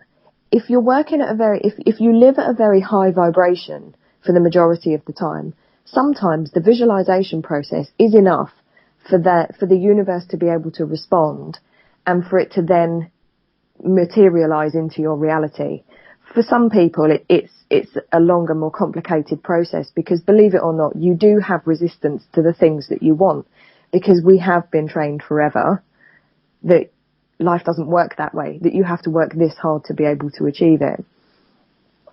So the best way to get yourself into feeling like you already live in your new home is to make sure that the home you're already in feels great, that it feels really nice, it feels really clean, it feels like a new home, and walk around your house every day feeling like the house you're in at the moment is already your new home. You see? Yeah. Keeping it really clean and tidy, being really proud of it, because everything is a vibration. It might seem like, bricks and mortar, but it is a vibration. Your home, you've attracted your home. It's vibrating. We just see it in a physical sense. You have to give gratitude for what you already have. And this is a really important aspect. You have to be in a place of absolute gratitude for everything in your life. And this is even what you perceive to be a bad thing. There's always a lesson. There is always a positive in something that's happened in your life, even if it seems like the worst possible event that's ever occurred to you, when you're keeping yourself at a very, very high vibration, the universe is consistently responding to that. And when you're visualizing and you feel really great and your heart's racing with happiness and excitement and joy and all of those things, very, very quickly, these things have to become a physical part of your life. And it takes time. It is something that takes time, because believe it or not, you have a lot more resistance than you'd think. If you said to somebody, you've got resistance to winning the jackpot of the lottery, they would laugh in your face and say, of course I haven't. I'd love to win the lottery. Yeah. What they don't understand is that if you're playing the lottery, the majority of people who are playing the lottery are playing it to escape the life they've got. Do you see what I mean? I do, yeah, yeah. Yeah. And if you are ever trying to create something from trying to escape where you are already, it's never, ever, ever going to happen, because you're not grateful enough for what you already have. And that, I don't mean that in a sense of you're a bad person because you're not grateful you're living in a house that's falling down that you can't afford to repair. Yeah. It's about not being unhappy even when what physically around you appears to not be that great. And that's very, very hard to focus on, because yes. when everything around you is falling apart or the things going on, and you have to kind of close your eyes and visualize you're in the palace, it's very hard, but that's part of the training. Exactly, and this is what I'm saying is before you try to ever visualize anything, especially something that we see as big, the fact is that to the universe, £1 or 10 million pounds, there's absolutely no difference. And you can manifest both as easily as the other, but it's the human limitations we put on ourselves. You know, you sit there and you think, how on earth can I attract 10 million pounds into my life? And this is what's called resistance. And it really is about retraining your brain to understand that, and to retrain your emotions at the same time, to understand that there absolutely is no difference. It just takes a bit of practice. Yeah, yeah. Well, I think that's half the battle, and I think reading the books and just kind of understanding how energy works, vibration. I mean, everything around us vibrates on a resonance on an energy. If you get an electron microscope and drill down to everything in front of you, a keyboard, a screen, whatever that's in front of you, and you look at that under an electron microscope, you'll see atoms, and they're vibrating. They're resonating on a frequency. And we are all, everything is a frequency, a different frequency from everything else, but it's still resonating on the frequency. And that's the science part. So human beings, we resonate on a frequency.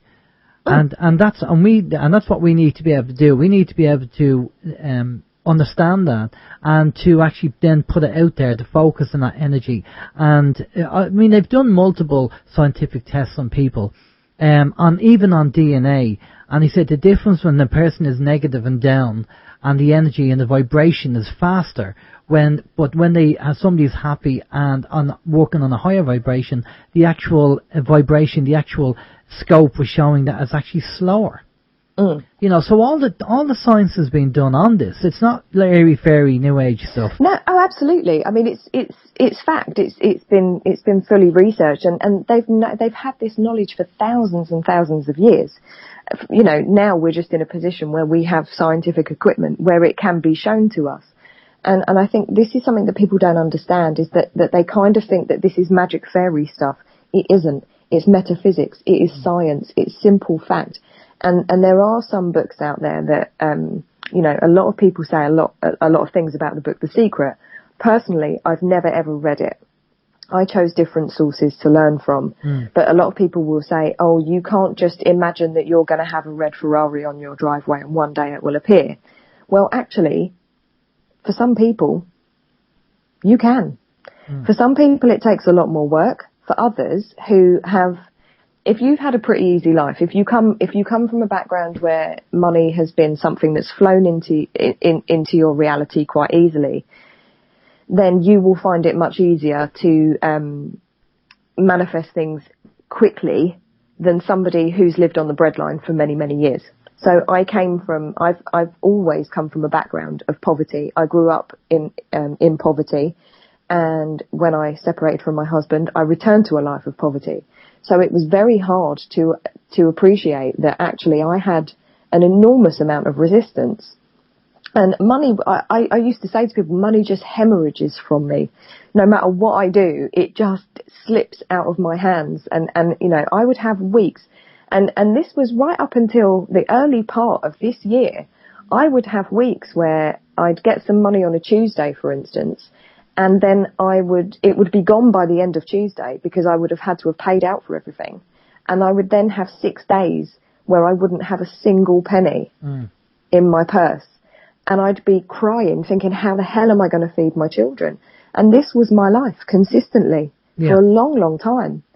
I think there's a lot of people that can relate to that, especially these days, with everything that's going on. Yeah, and so if you'd have said to me at the time, you've got enormous resistance with regards to winning the lottery, I would have said, what? What do you mean? No, I haven't. I'd love to win it. It's not about how much you'd love to win it. It's about the mindset that you create.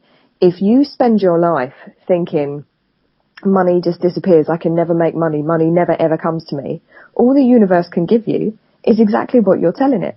So it's going to give me more having no money, more money disappearing out of my hands. Do you see what I mean? Well, it's very, again, I didn't read The Secret, but I've seen the DVD, and they talk about the actual same thing, about, you know, when people say, you know, oh, we have bills coming in, don't focus on the bills, and people will say, I hope that bill doesn't come through the post. Well, you're still focusing on the bill, even though you don't want it coming through the post. Anything you give your attention to vibrates into your reality.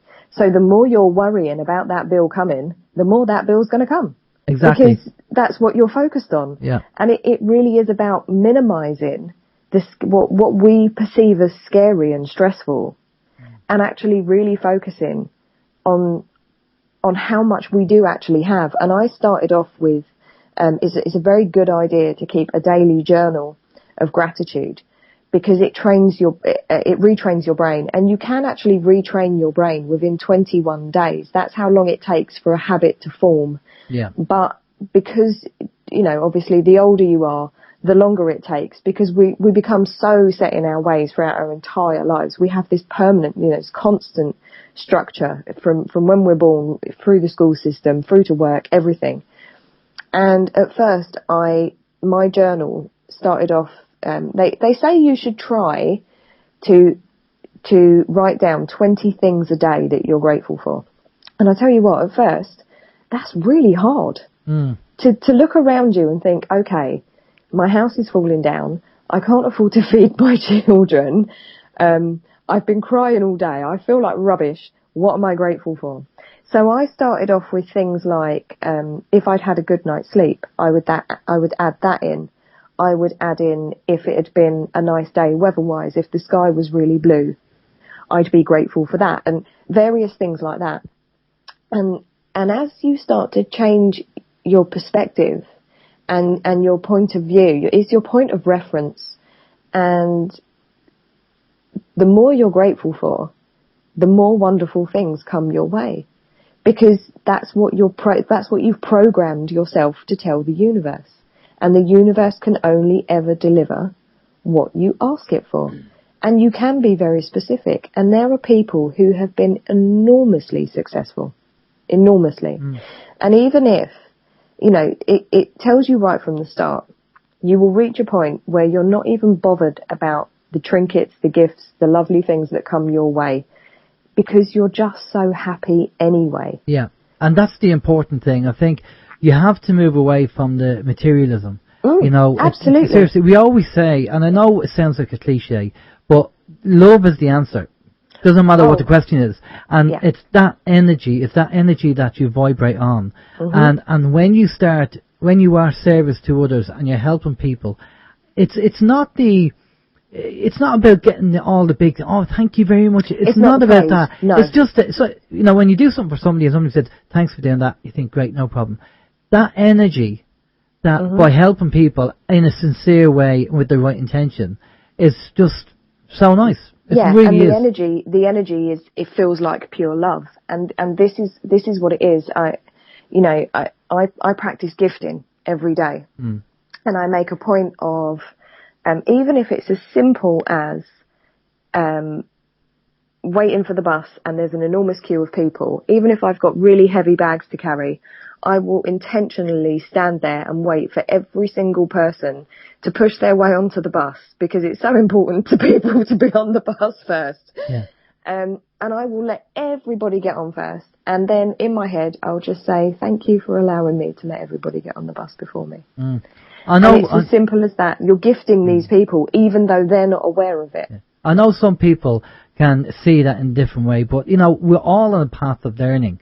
And sometimes we might not appreciate or understand something and have a go at somebody for thinking that way, but then maybe a year down the line, because we've come across this, myself and Steve have been in situations where things have come into us, and we're thinking, well, the universe has given it to us, and we're not really ready for that yet.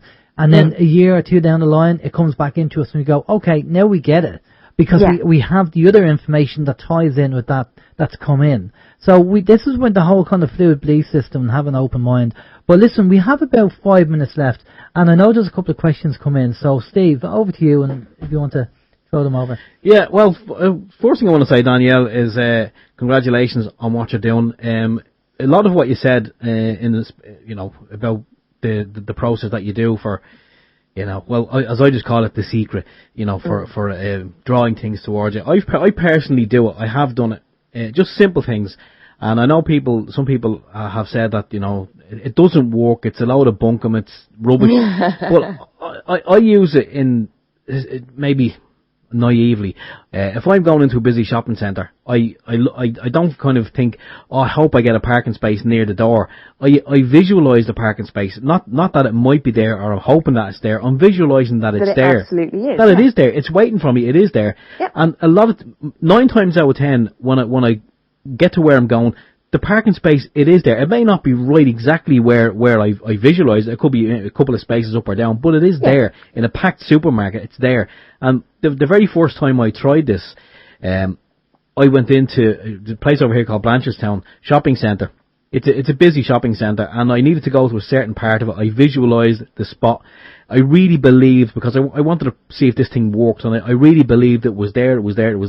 When I drove up to it, there was no space there, and just when I said, I was just going to say to myself, that's a load of rubbish, and a car just reversed out of a spot right in front of me, and I said, hey, there's something in this. So I mean, a lot of people can say it doesn't work. Well, if it doesn't work, you're not doing it right.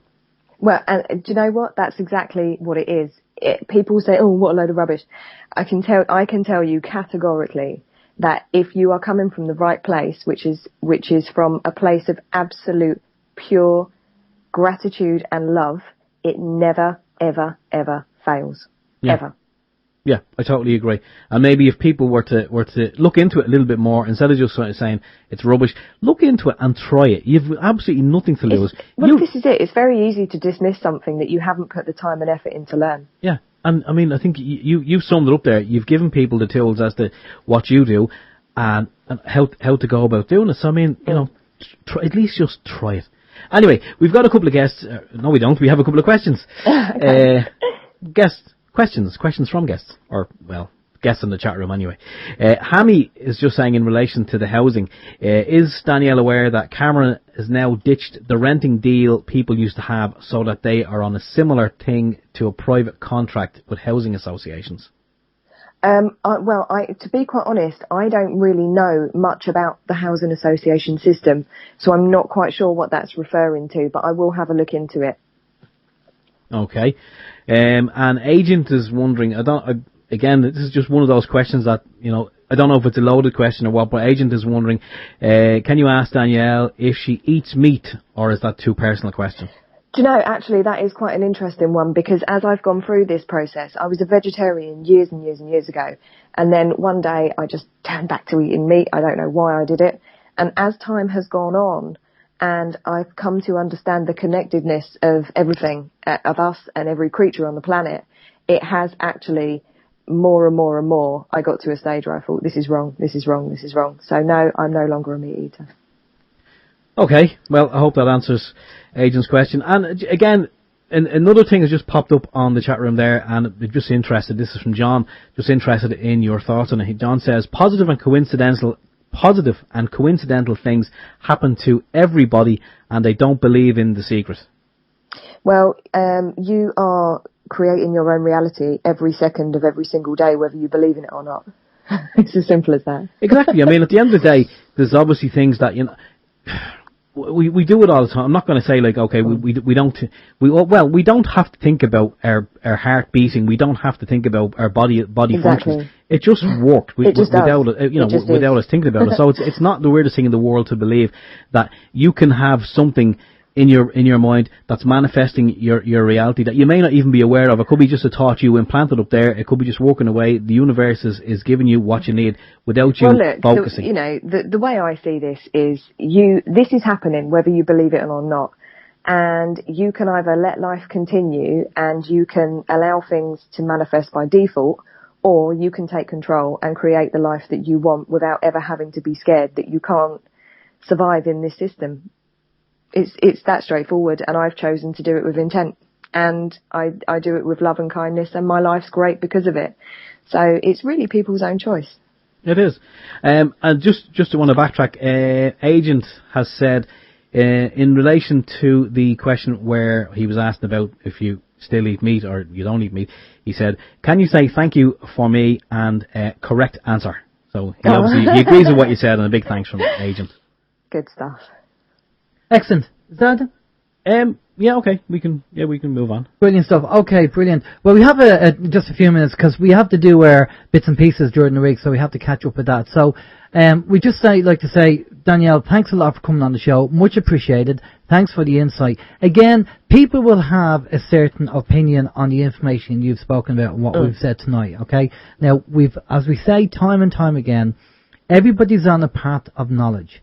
And some people are further down the road than others, and it might not resonate with you now, but maybe in a month's time, in a year's time, in 2 years' time, that information, if you're open-minded and you have a fluid belief system, then that information will come into you, and then it'll resonate with you, and you go, right, now I get it, now I understand it. At the time, 2 years ago or a year ago, I didn't get it, I wasn't, vibrating at the right energy. And it's never ever about force, ever. Yeah, exactly. When it's right, when the time's right, the time is right. And we do come across people an awful lot of the time who have they say they're open-minded, but when you actually start challenging, I won't say challenge, but when you start speaking to them about their belief system, and they kind of shut down straight away, so they won't kind of entertain another thought if it goes against their belief system. And I know Bruce Lee always said, be like water. Well, fluid, let's be fluid with our thinking. Well, we're made up of 70% of it, so we may as well flow with it. Exactly, and I think that's very important. And I think there are a lot of people in the truth movement who are beginning to be probably more open-minded, which is great to see, but there's still a few people out there that will still, that this is their belief system, and that's the way it is, and you can't budge them from that. Yeah. And you think, well, okay, maybe they're just at that path in the road that it's not ready for them. Absolutely. They're where they are for a reason, and we're always in exactly the right place every second of our lives. Exactly, for that reason. Brilliant. Well, Danielle, thanks a lot for coming on. Thank you for having me. From myself anyway, I hope you have a great Christmas and a great New Year. I'm going to pass you over to Steve. Steve's going to get all your details.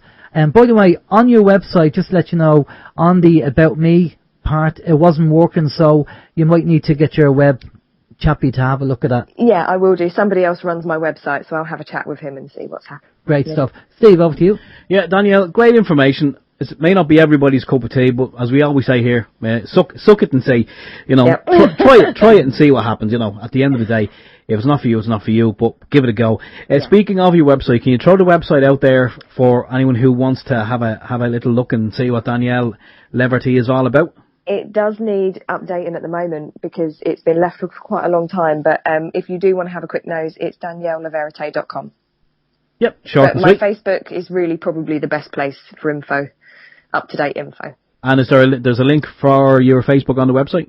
There should be.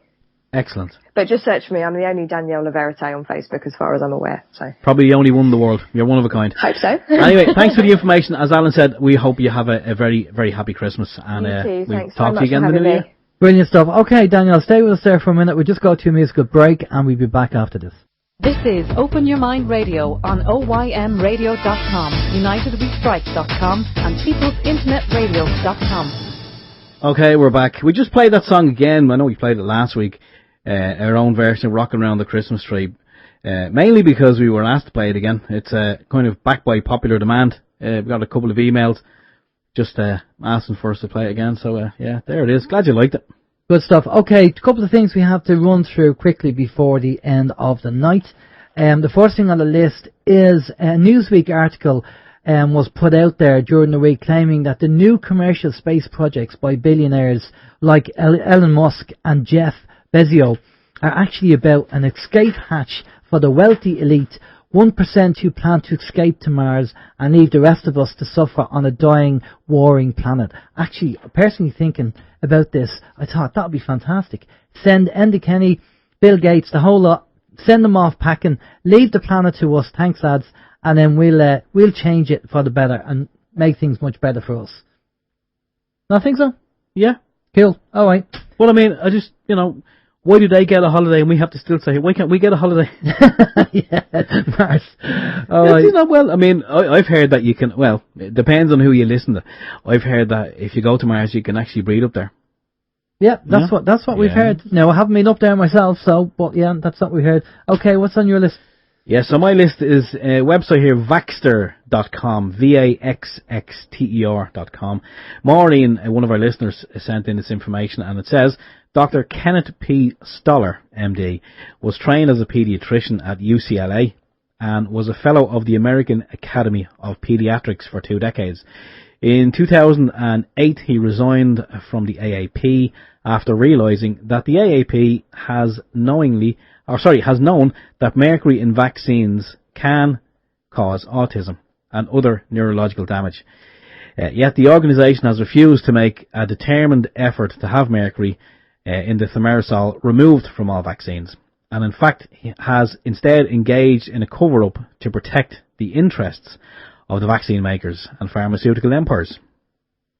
So, yeah, that's kind of ties into something that I've heard only recently, where there was a chap, again, this is one of those things that's kind of out there, but there was a chap, and he gave an interview recently, and he was talking about stuff that's in the chemtrails, and he says it's up there, and people can't deny chemtrails, they're there, and the stuff that kind of falls from, he said it's kind of like, and we mentioned this previously, it's like cobwebs. Yeah, it's kind of like cobwebs.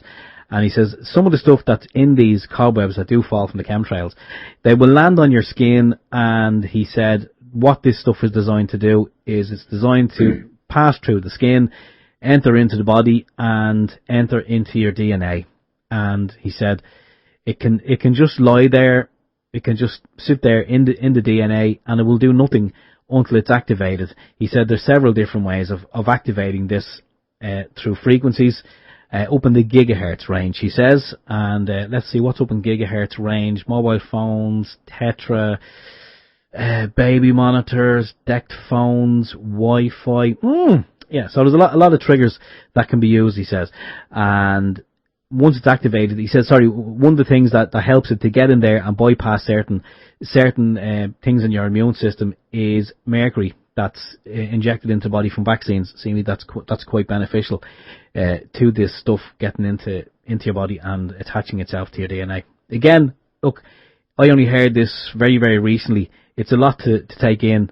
Even I kind of sat on the fence and had to kind of put that in my box with the big question mark on it. So again, I don't know if it's true, but definitely we have heard before about the links between vaccines and not just autism, because everyone kind of jumps on the bandwagon when they hear the two words put in the same sentence, vaccines and autism, or mercury and autism.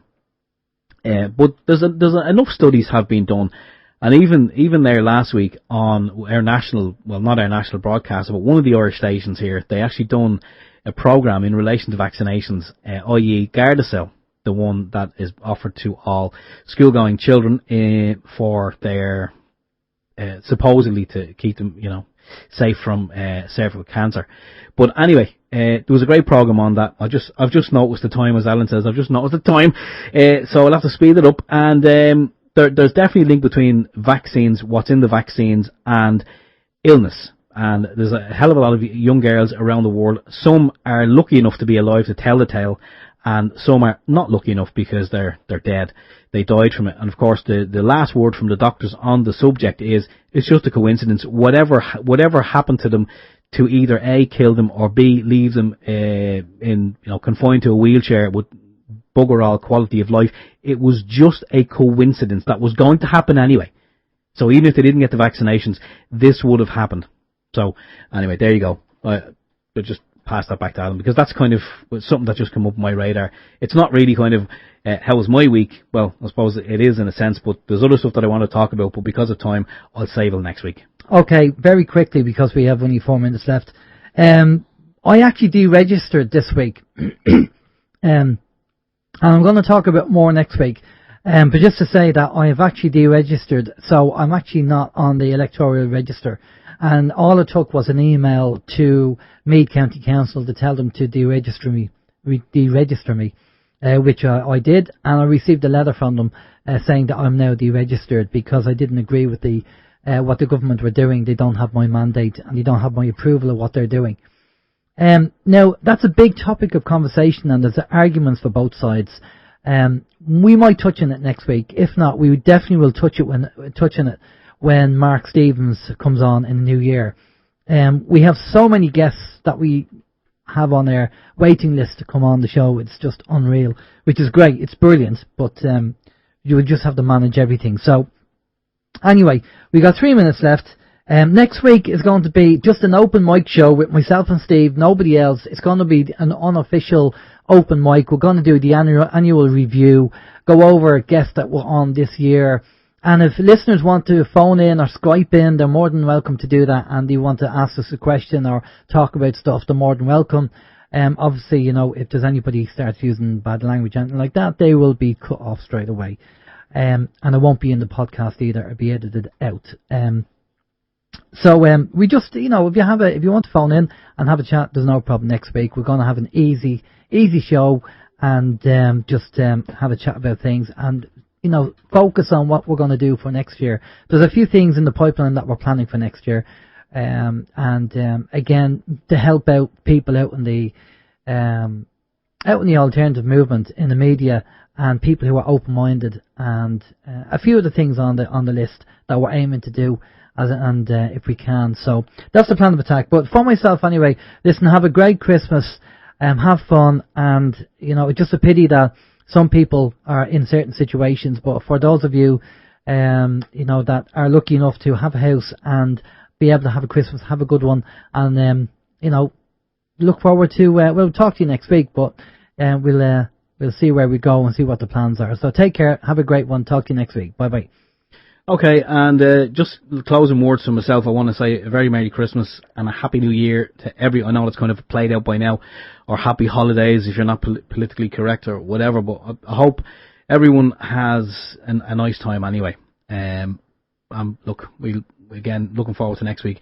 Hopefully those of you who are on the chat room every week will maybe just ring in, even if it's just for a couple of seconds, just to, I don't know, say hello, say what your thoughts are on anything at all. As Alan said, it's an open mic. Anyway, we've got 20 seconds to go, so I'm going to say stay tuned if you're listening on People's Internet Radio. Vin is up next, and Vin's guest this evening is going to be Mark Windows, so that's going to be quite interesting, and we'll see you all again next week. So, for myself, Stephen George, Merry Christmas. Take care. Bye-bye.